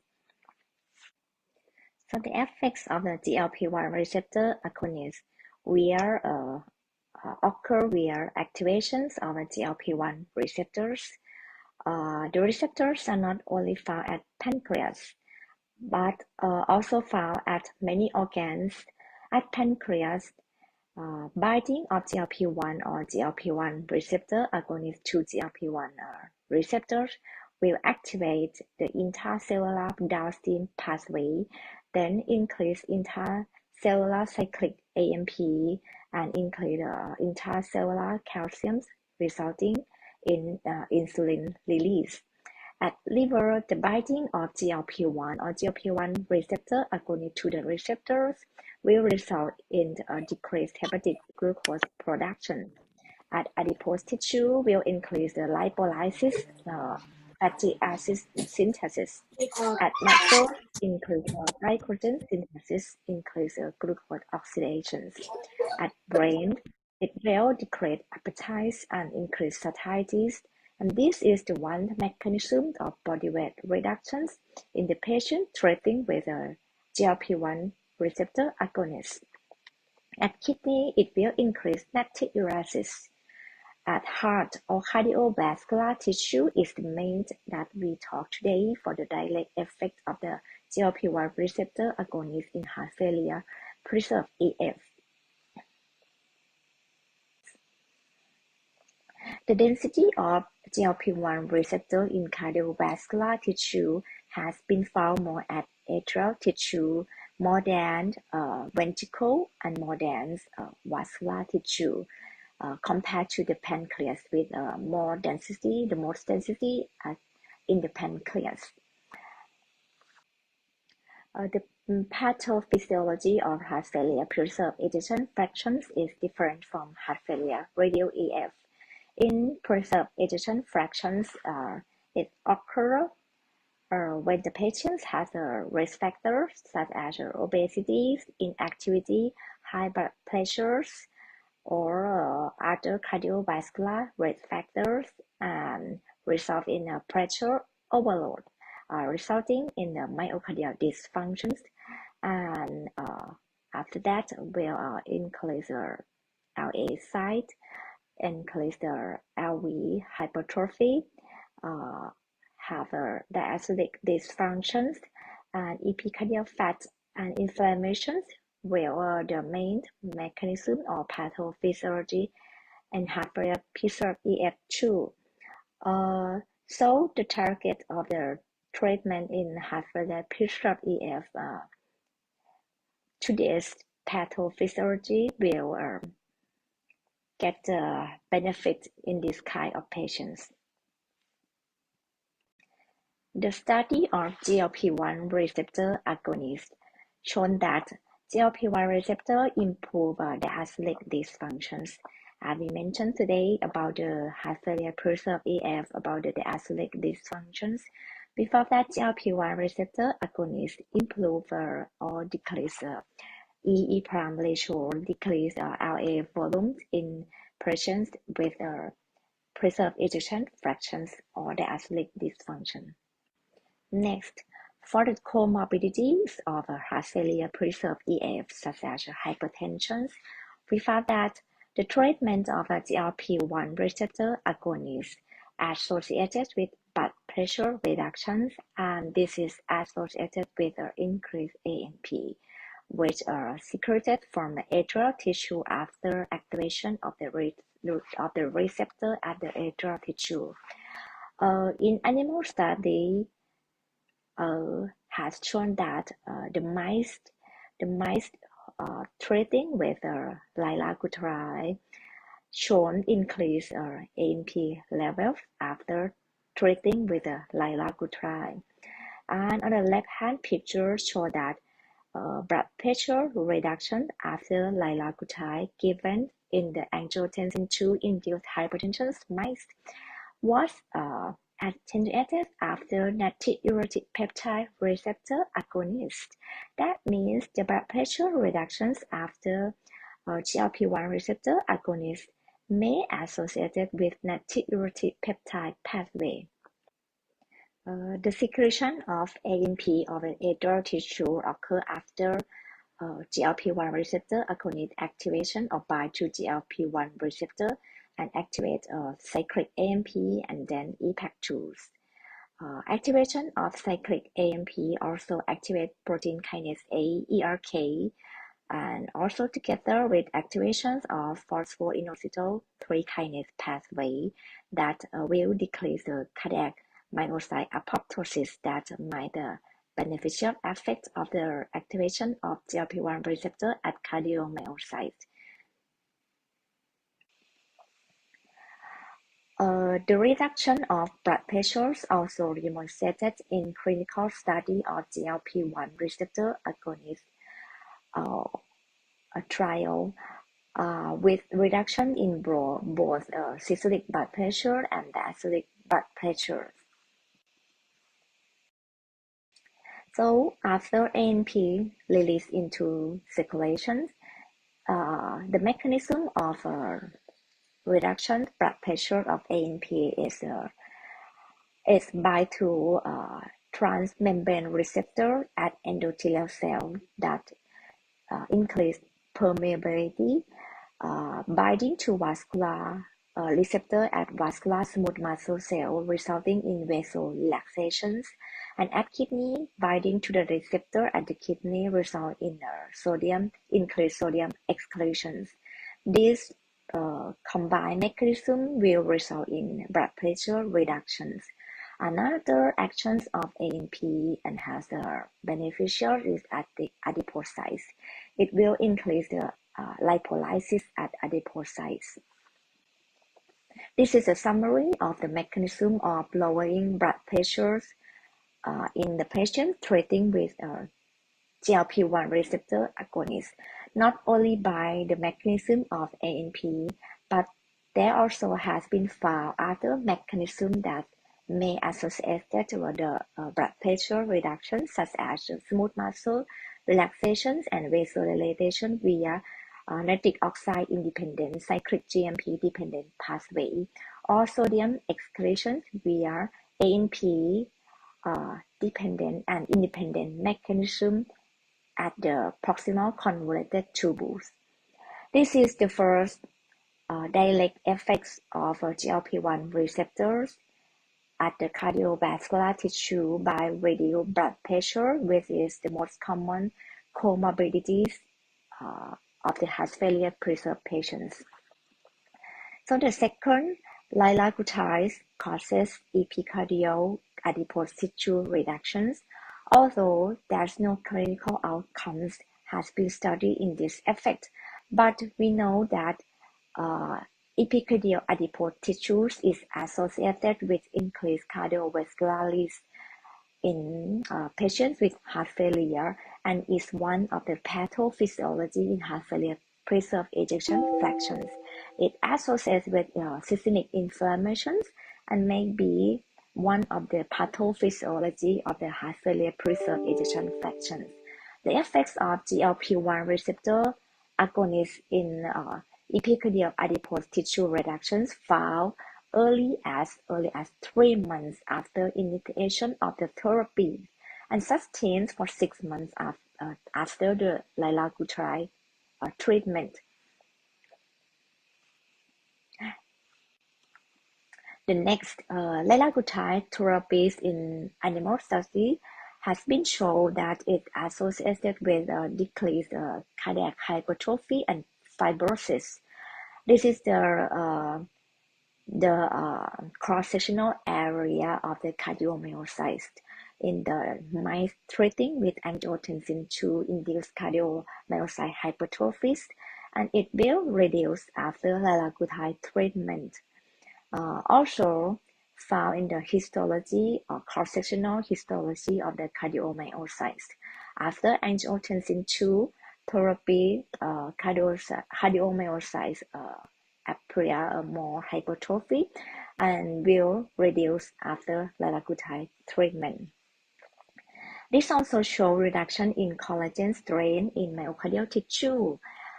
Both angiotensin II treating induced collagen activations or high-fat diet mice and collagen decrease after treating with liraglutide. Both angiotensin II induced increased collagen or high-fat diet mice. The potential effects of GLP-1 receptor agonists in treating cardiac fibrosis include GLP-1 receptor agonists inhibit fibroblast proliferations, so that inhibit the fibroblast formations. GLP-1 receptor agonists inhibit myofibroblast to synthesis of collagens and collagen materials.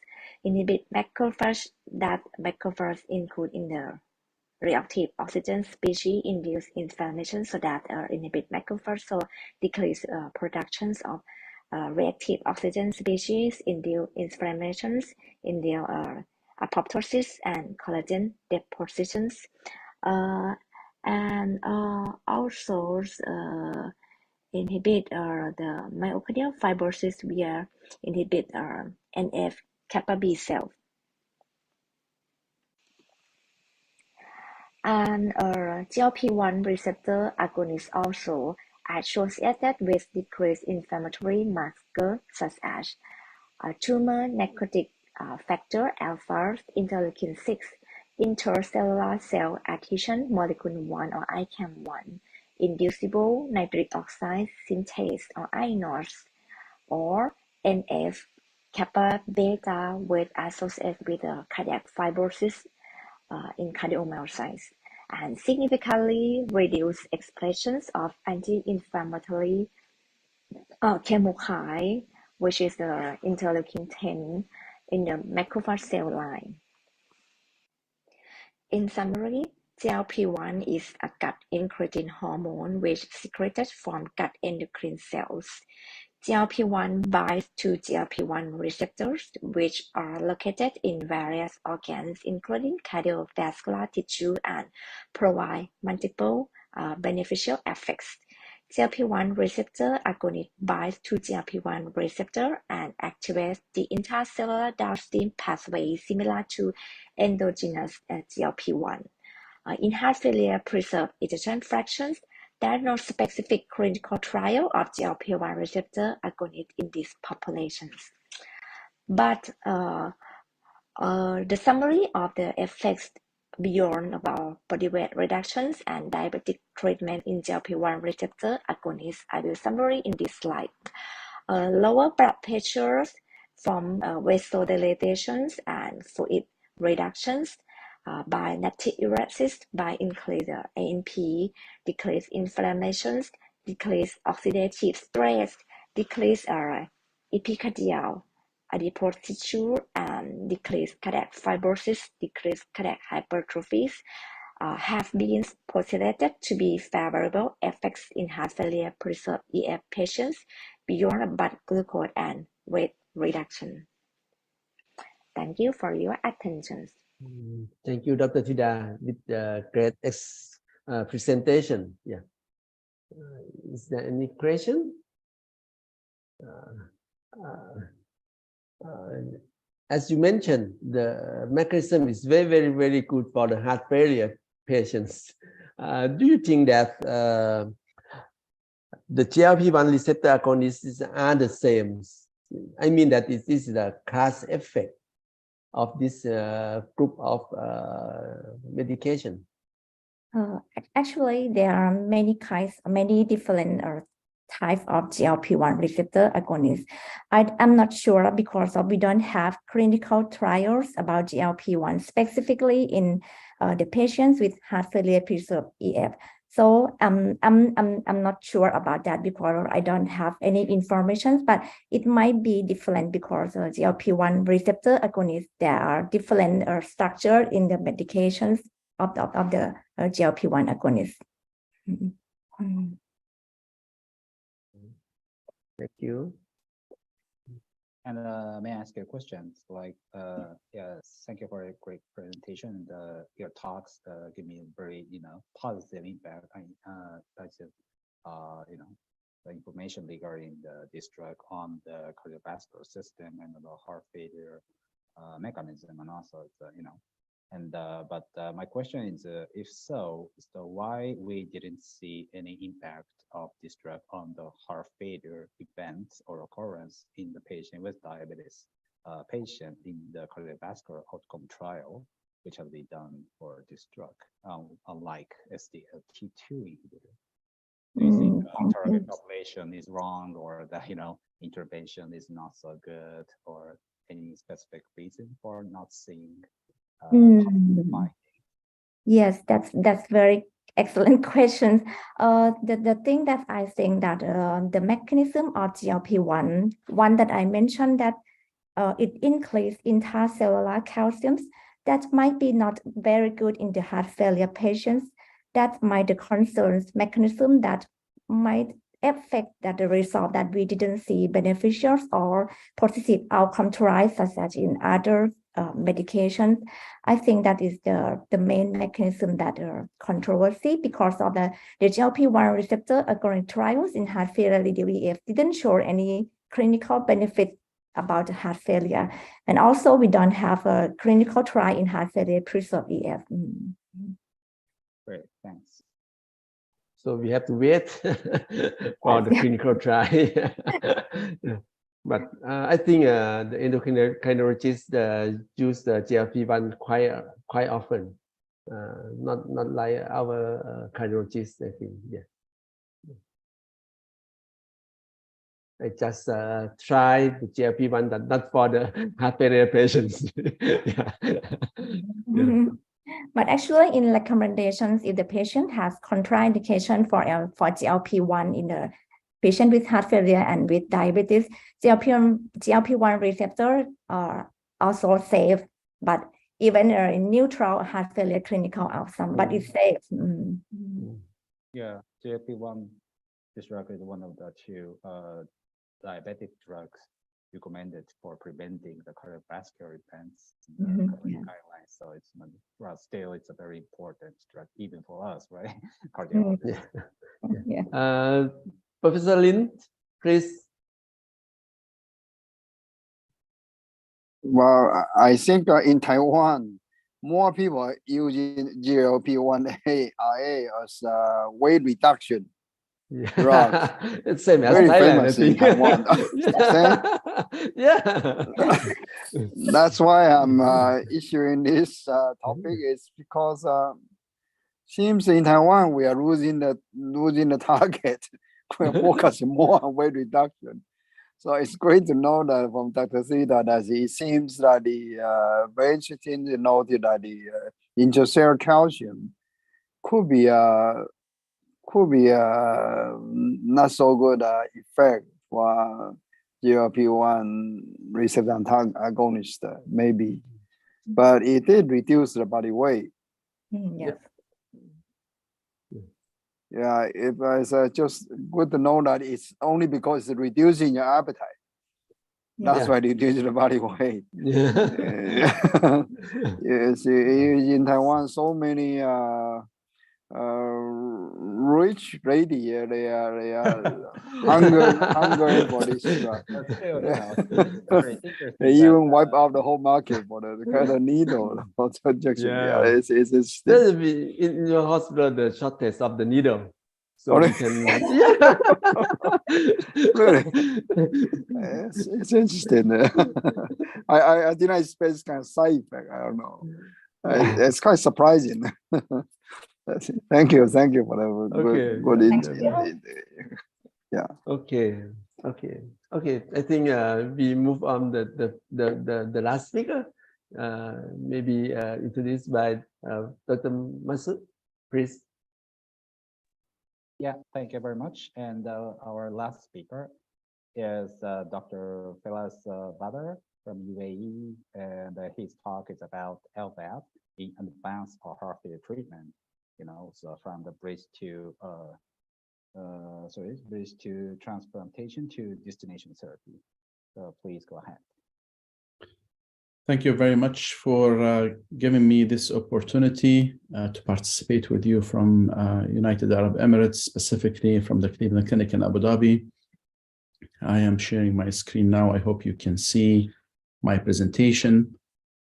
So we will shift gears completely from classes of medications to more advanced management in the form of mechanical support and a little bit on heart transplantation, because while we try to do our best job in managing patients with medications, occasionally we end up with situations where patients are progressing to this end stage where we need to offer them things beyond medications and simple devices and valve interventions.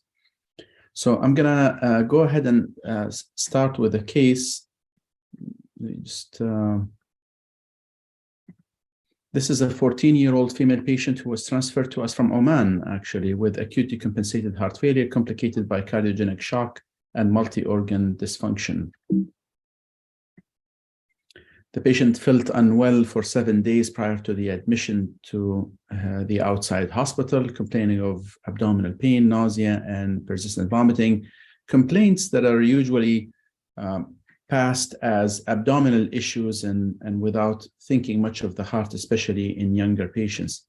As part of her workup, her echocardiogram revealed an LVAD of 20%. She was then transferred to the teaching hospital there. She had no significant past medical history, no recent history of viral illness. Her family history was significant in that her aunt died in her 40s with cardiomyopathy, and she had several family members with tetralogy of Fallot, but no history of sudden cardiac death. So at the main cardiac center there, she was admitted to cardiology, and then with worsening heart failure and hypotension, she was sent to the ICU, treated with dobutamine as well as milrinone.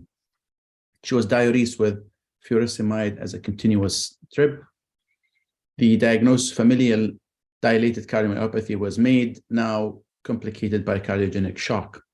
After 2 weeks with lack of improvement and inability to wean off her inotropes, we were contacted at the Cleveland Clinic in Abu Dhabi. The patient was transferred for advanced heart failure management. When she arrived, she was borderline tachycardic, borderline hypotensive, and looked sick and cachectic. Her JVP was elevated with an S3 gallop and loud systolic murmur suggestive of MR. She had decreased breath sounds with audible crackles. Her abdomen was soft with tender hepatomegaly, and then she had lower extremity edema. Basically, she was in frank heart failure with evidence of hypoperfusion, not just volume overload. Her EKG was practically just significant for relatively low voltage. Her chest X-ray, when she arrived to us, was worse than her chest X-ray in Oman, basically with evidence of pulmonary congestion. Initially, her NT-proBNP was more than 40,000, and her lactate was 3.5, already coagulopathic because of the liver congestion, but still with normal kidney function. This is just to give you some perspective on how her echo looked at the bottom of the screen compared to the normal echocardiogram. So she had severe LV dysfunction, which indicated chronicity as well because her LV was very dilated. So we increased her dobutamine, we continued milrinone and furosemide drips. We started broad spectrum antibiotics, and we placed a pulmonary artery catheter to get an idea about her invasive hemodynamics. Her filling pressures, as expected, were very high. Her cardiac index was severely reduced. So with the intensification of inotropic therapy, her index improved just a little bit, but really not without significant improvement in clinical status or even her lactate level. We added a little bit of norepinephrine, we added metolazone, and then of course we decided that she needs mechanical support as a bridge to some other strategy. So we placed VA ECMO for her, and then of course treated that as well with distal perfusion cannula to prevent limb ischemia, and we started her transplant workup. We will come back to our case, but needless to say, and despite the advances we've made on the medical therapy side, heart failure remains progressive. Patients can have acute decompensation episodes or sudden death. And then with that, unfortunately, not just the mortality is going up, but also their quality of life is going down. And as we get to that stage of advanced heart failure, we start thinking about advanced therapies. But in patients who are not candidates, we also start thinking of palliative care for them. The American College of Cardiology helped us try to understand how patients advance and what we can use to predict their advancing stage. And of course, the European Society of Cardiology also came up with similar criteria, but we need to have our own algorithms to define when patients are heading in the wrong direction. This mnemonic of I need help reminds us of some of the criteria that we can use to identify patients who are advancing in their disease.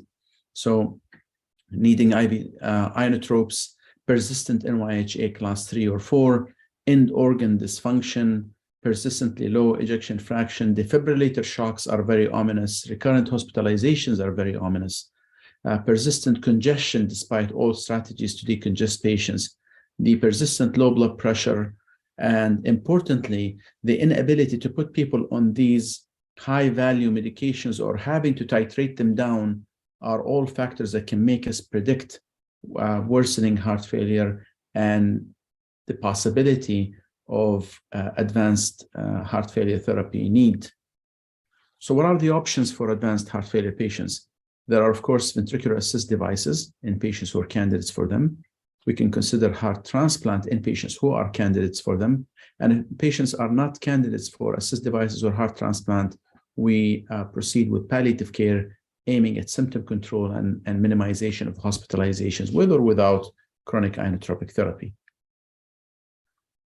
We're familiar with the ACC stages, the NYHA classification, but what we use when we're discussing mechanical support is something we call intermax profile. And the intermax profile describes the urgency with which mechanical circulatory support needs to be considered. So profile 1 is the critical cardiogenic shock, basically the crashing and burning patient. Profile 2 is the progressive decline of a patient on inotropes, something like our patient here. Profile 3 is the stable patient who is inotrope dependent. Of course, the intensity and the severity decreases from that point on, where profile 4 is resting symptoms, 5 is exertion intolerant, 6 is exertion limited, and of course 7 is advanced class 3 heart failure. When we're discussing mechanical circulatory support, and in this case, durable mechanical circulatory support, or what we refer to as left ventricular assist device, or LVAD for short, we usually think of 4 indications. If we're not yet sure if the patient is a candidate for transplant, but can potentially be a candidate for transplant simply because there is a reversible contraindication in the patient's profile, we use assist devices as a bridge to candidacy. When the patient is a clear candidate for transplant, we use assist devices as bridge to transplantation.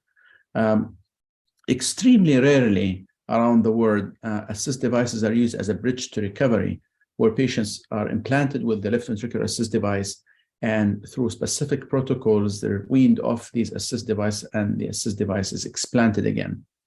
But again, this is like less than 1% of all assist device patients. And of course, destination therapy is when the patient is a candidate for the assist device, but not a candidate for transplant, probably because of age or comorbidities.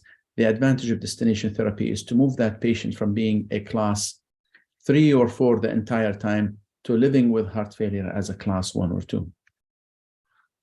The first clinical use of a total artificial heart was in the 80s. This was from my former institution years ago at the University of Utah. Professor DeVry at that time did this for a dentist by the name of Barney Clark. And at that time, it was labeled as a medical miracle. This was the first generation later on in the 90s of the widely used clinical application of ventricular assist devices. They were bulky devices sitting in the abdominal cavity, connecting to the apex here, and then, of course, to the aorta from the other end. These devices were loud and, of course, needed anticoagulation to maintain homeostasis. We then moved from the first generation to the second generation, basically maintaining the same principle. So this is the second generation here. A much smaller device, still sat in the abdominal cavity under the diaphragm, but connecting to the apex and to the ascending aorta.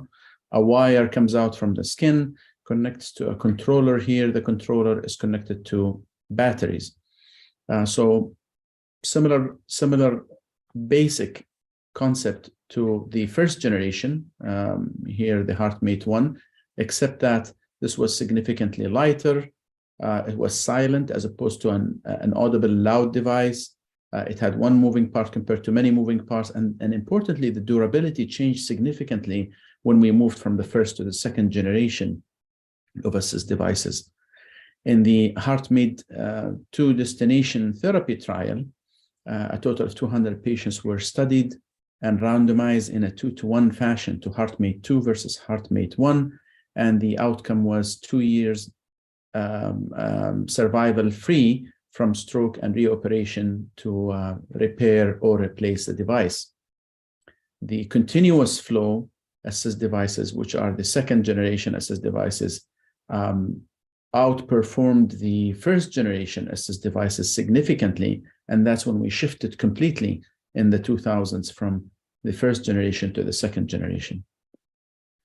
We then moved to the third generation of assist devices, maintaining continuous flow, but rather than an axial mechanism of flow, we now moved to a centrifugal mechanism of flow.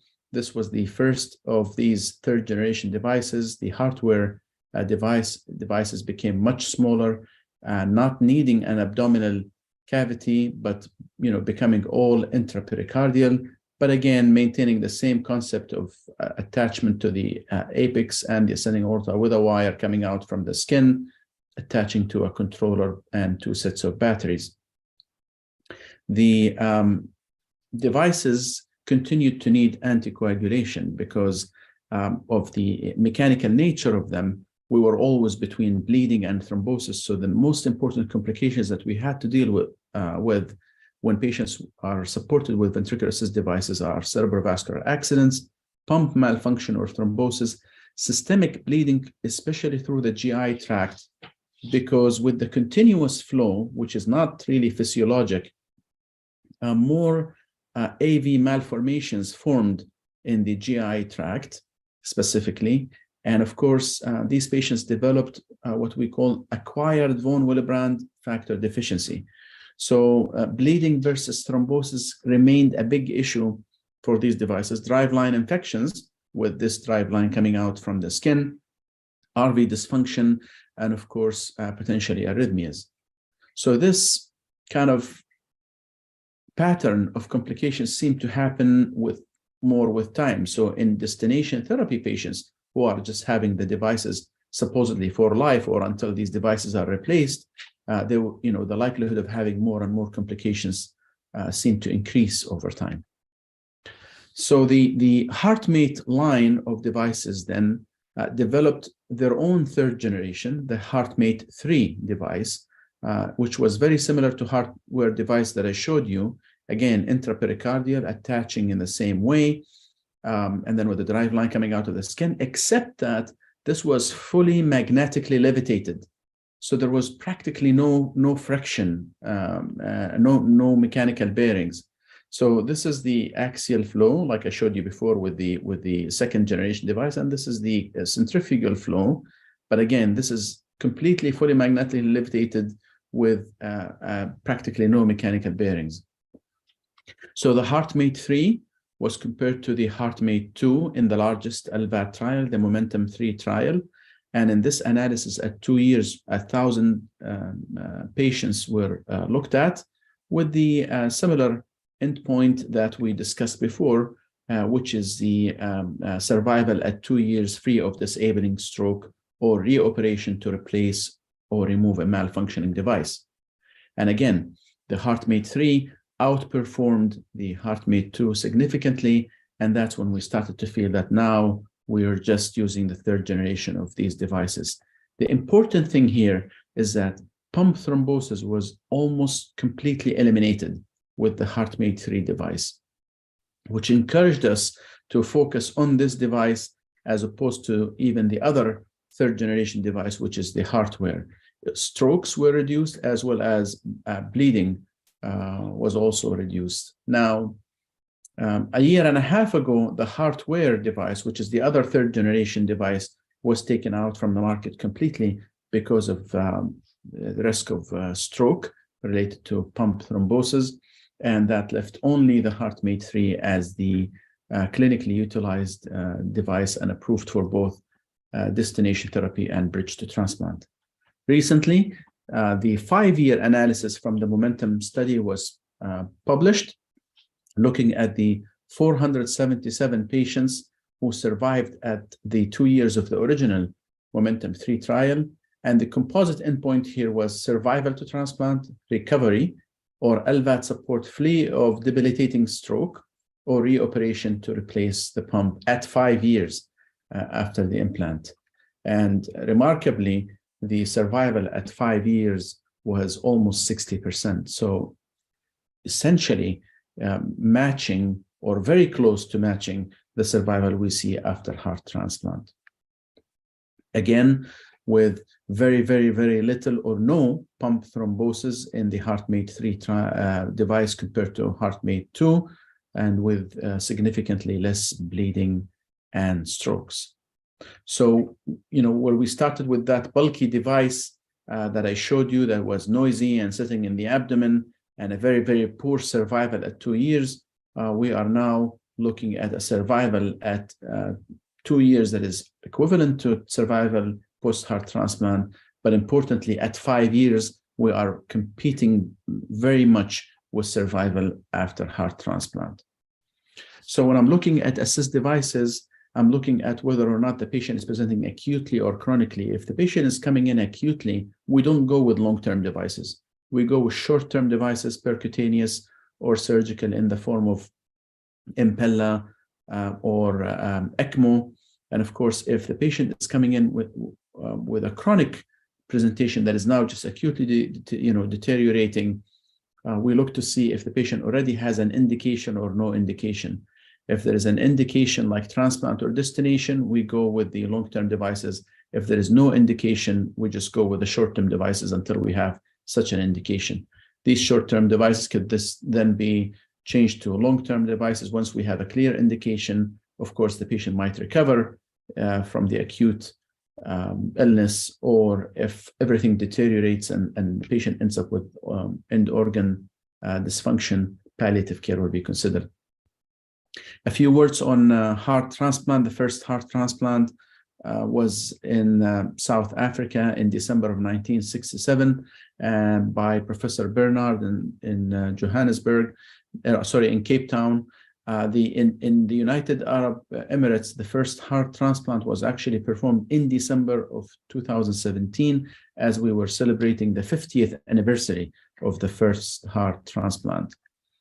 The survival post-heart transplant is very good. So we're talking about a survival of 65 to 70% at 10 years, which is very, very good, considering that the survival for end-stage heart failure is 50% at 1 year only. In the Middle East, the first deceased organ transplant was in 1972. It was a kidney transplant done by Dr. Dawood Hananiya in Jordan. And interestingly, he was actually a cardiac surgeon. He then moved on to do the first heart transplant in Jordan too in 1985. With the lack of donors these days, a lot of patients who are waiting for heart transplant are ending up with mechanical support. So approximately 50% of patients who need heart transplant are getting assist devices before they get the transplant, simply because of the times on the waiting list and the lack of available donors. And the good news is that whether patients end up with assist devices or not, their survival post-heart transplant is similar to those who did not get a device, except if they were on ECMO in the red line here before the transplant, where their earlier survival is not very good, but their later survival, once they pass this initial 30 days, is actually similar to the other groups. Patients with heart transplant die of different causes. Of course, like I said, their mortality is relatively low and their survival is very, very good. When they die in the first 30 days, which is extremely rare, it's usually because of something we call graft failure. In the first year, infection still plays a significant role in their mortality. And then later on, they develop unique complications like cardiac allograft vasculopathy, which is the unique type of coronary artery disease that develops in transplant patients, as well as late graft failure. They develop specific comorbidities in the form of renal dysfunction, hyperlipidemia, or diabetes because of the immunosuppression medications, and we manage these according to the contemporary guidelines. Important factors to determine outcomes post-heart transplant include the age of both the recipient and the donor, as well as kidney function, ischemic time, which is the time that separates the harvesting of the donor heart and then the release in the recipient body. So back to our patient, we placed her we placed an LVAD in her. This was the hardware device 3 years ago.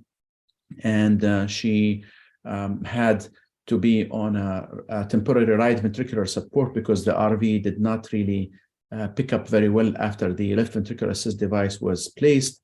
After we placed the LVAD, we continued to monitor the patient. Day 3 post-operatively, she was extubated and was looking better. She was off CRRT. We removed the PA catheter.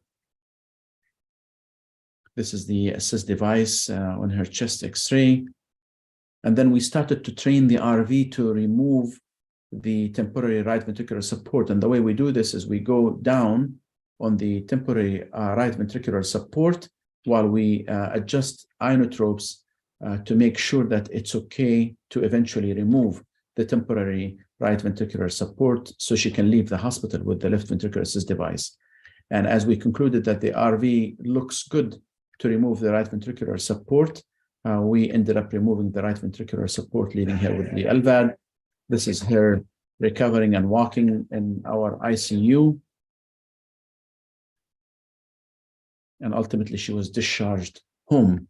So her journey was very complicated with ECMO and then left ventricular assist device with temporary right ventricular assist device, dialysis, intubation and extubation a couple of times, GI bleeding, removal of the RVAD, and then transferring out of the out of the cardiac ICU to the floor. All of these complications developed along the way, and now 3 years later, she's finishing her high school and waiting for heart transplant, doing very well. This, of course, happens because of the effort of a large multidisciplinary team, in addition to coordination with different services from different units. And this is the nature of advanced heart failure programs. So in summary, heart failure, when advanced, is associated with significant mortality and limited therapeutic options. Medical therapy ultimately becomes insufficient due to the progressive nature of heart failure, and advanced therapies are still underutilized worldwide. The goal from referral to advanced therapy is to significantly impact survival and quality of life. We use clinical, biological, imaging, and hemodynamic factors to identify advanced patients. Advanced therapy should be individualized based on the patient's characteristics and excluded if the prognosis is affected by other factors more than it is by heart failure. Our regional heart failure conference takes place towards the end of January. It is actually happening in about 10 days in Dubai. It's endorsed by the Heart Failure Society of America year after year. And I invite you all to join us, if not this year, hopefully next year, where you can submit your abstracts and also attend a world-class event. Thank you very much. Thank you very much. Thank you. Thank you very much, Dr. Bader. Okay. And congratulations for your team. Yeah. Thank you. Okay. Is there any question?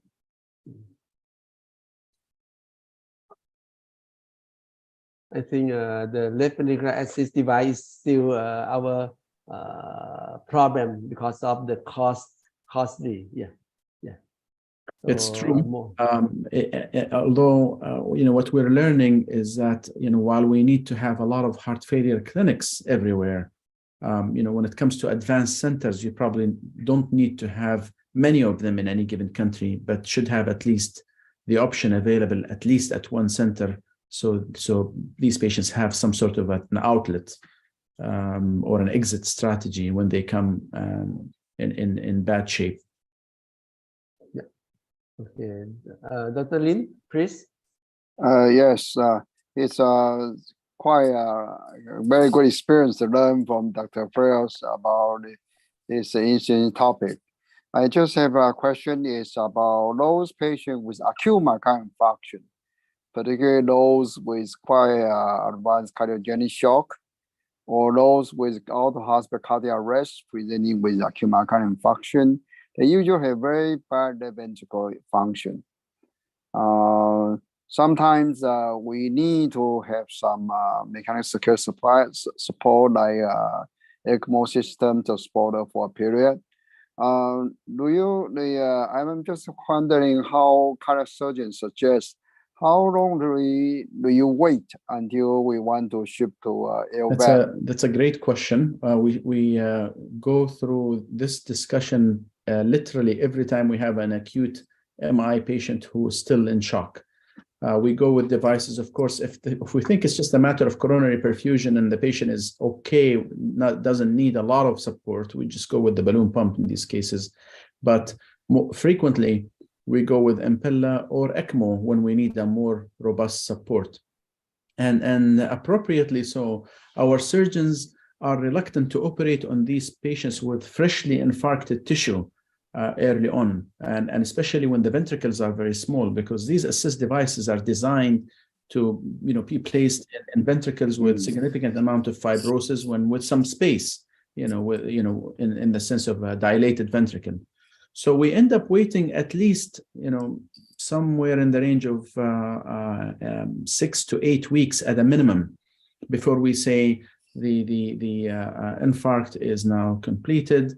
We've supported the patient long enough with temporary devices, and we cannot wean them, because if the other thing we try to do during this time is try to wean them with the hope that the stunning is over and that they're okay after revascularization. But when we conclude that they're not turning around, we end up bridging them with a device. As a matter of fact, our most recent case like this is something we're planning to write up, because we ended up supporting the patient with axillary Impella for almost 3 months, which is not really reported in the literature, because the Impella is not supposed to last this long. But he went through 2 Impella devices for a total of 3 months through the axilla, and then was bridged successfully to an LVAD. So this, I think, answers your question, Dr. Lin. In our country, still don't have Impella. We still use the ECMO. Yeah, and I think now we use quite more common when compared with the past. Yeah. Are there LVADs? Yeah. Are there LVADs? Very few cases. Yeah. So we support with the ECMO first for the acute myocardial infarction. Yeah. Last year in my hospital, we put the ECMO almost 6 to 7%. Yeah, for the STEMI cases. Yeah. So the problem is of course, is what happens when these patients cannot be weaned off ECMO. Yeah. That is the problem. Is correct. Yeah. Just one more question: is the LVAD or Impella, they are covered by insurance in United Kingdom, UAE? Yes, it's covered by insurance. It's company. Yes. It's a national insurance or private insurance? The national insurance and private insurances cover them, because the understanding that this is the only thing that could be done for the patient. Yeah. Very, very expensive for the Impella. By the way, the ECMO for us is actually cheaper than the Impella. Yeah, much cheaper. We use, for every Impella we probably use 5 ECMOs. It's like the ratio is 5 to 1.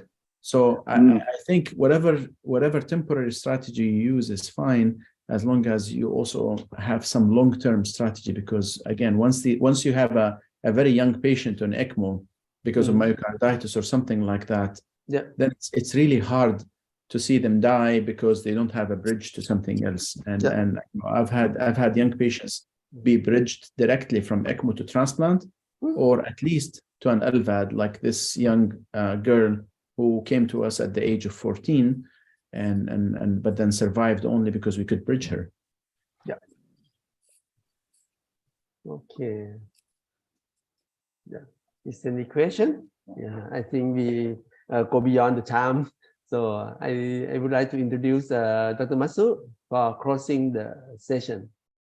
Okay, thank you, Professor Safat, and thanks everyone, and thank you for your participation in this webinar entitled "Game Changer in Contemporary Reduced Ejection Fraction, Preserved Ejection Fraction, and Advanced Heart Failure Treatment." we had 5 talks covering very important topics in field of heart failure. Heart failure is a a global issue that requires international collaboration and discourse to effective address. As we saw in the presentation provided by the 5 speakers, including me included, and following discussion, we still have so many clinical questions to be solved in this field. So this session, with its open dialogue and the participation for experts around the world, it is invaluable in our effort to combat this problem.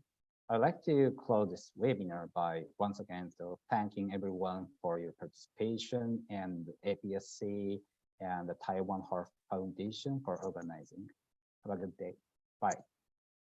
All right. Bye. Thank you. Thank you.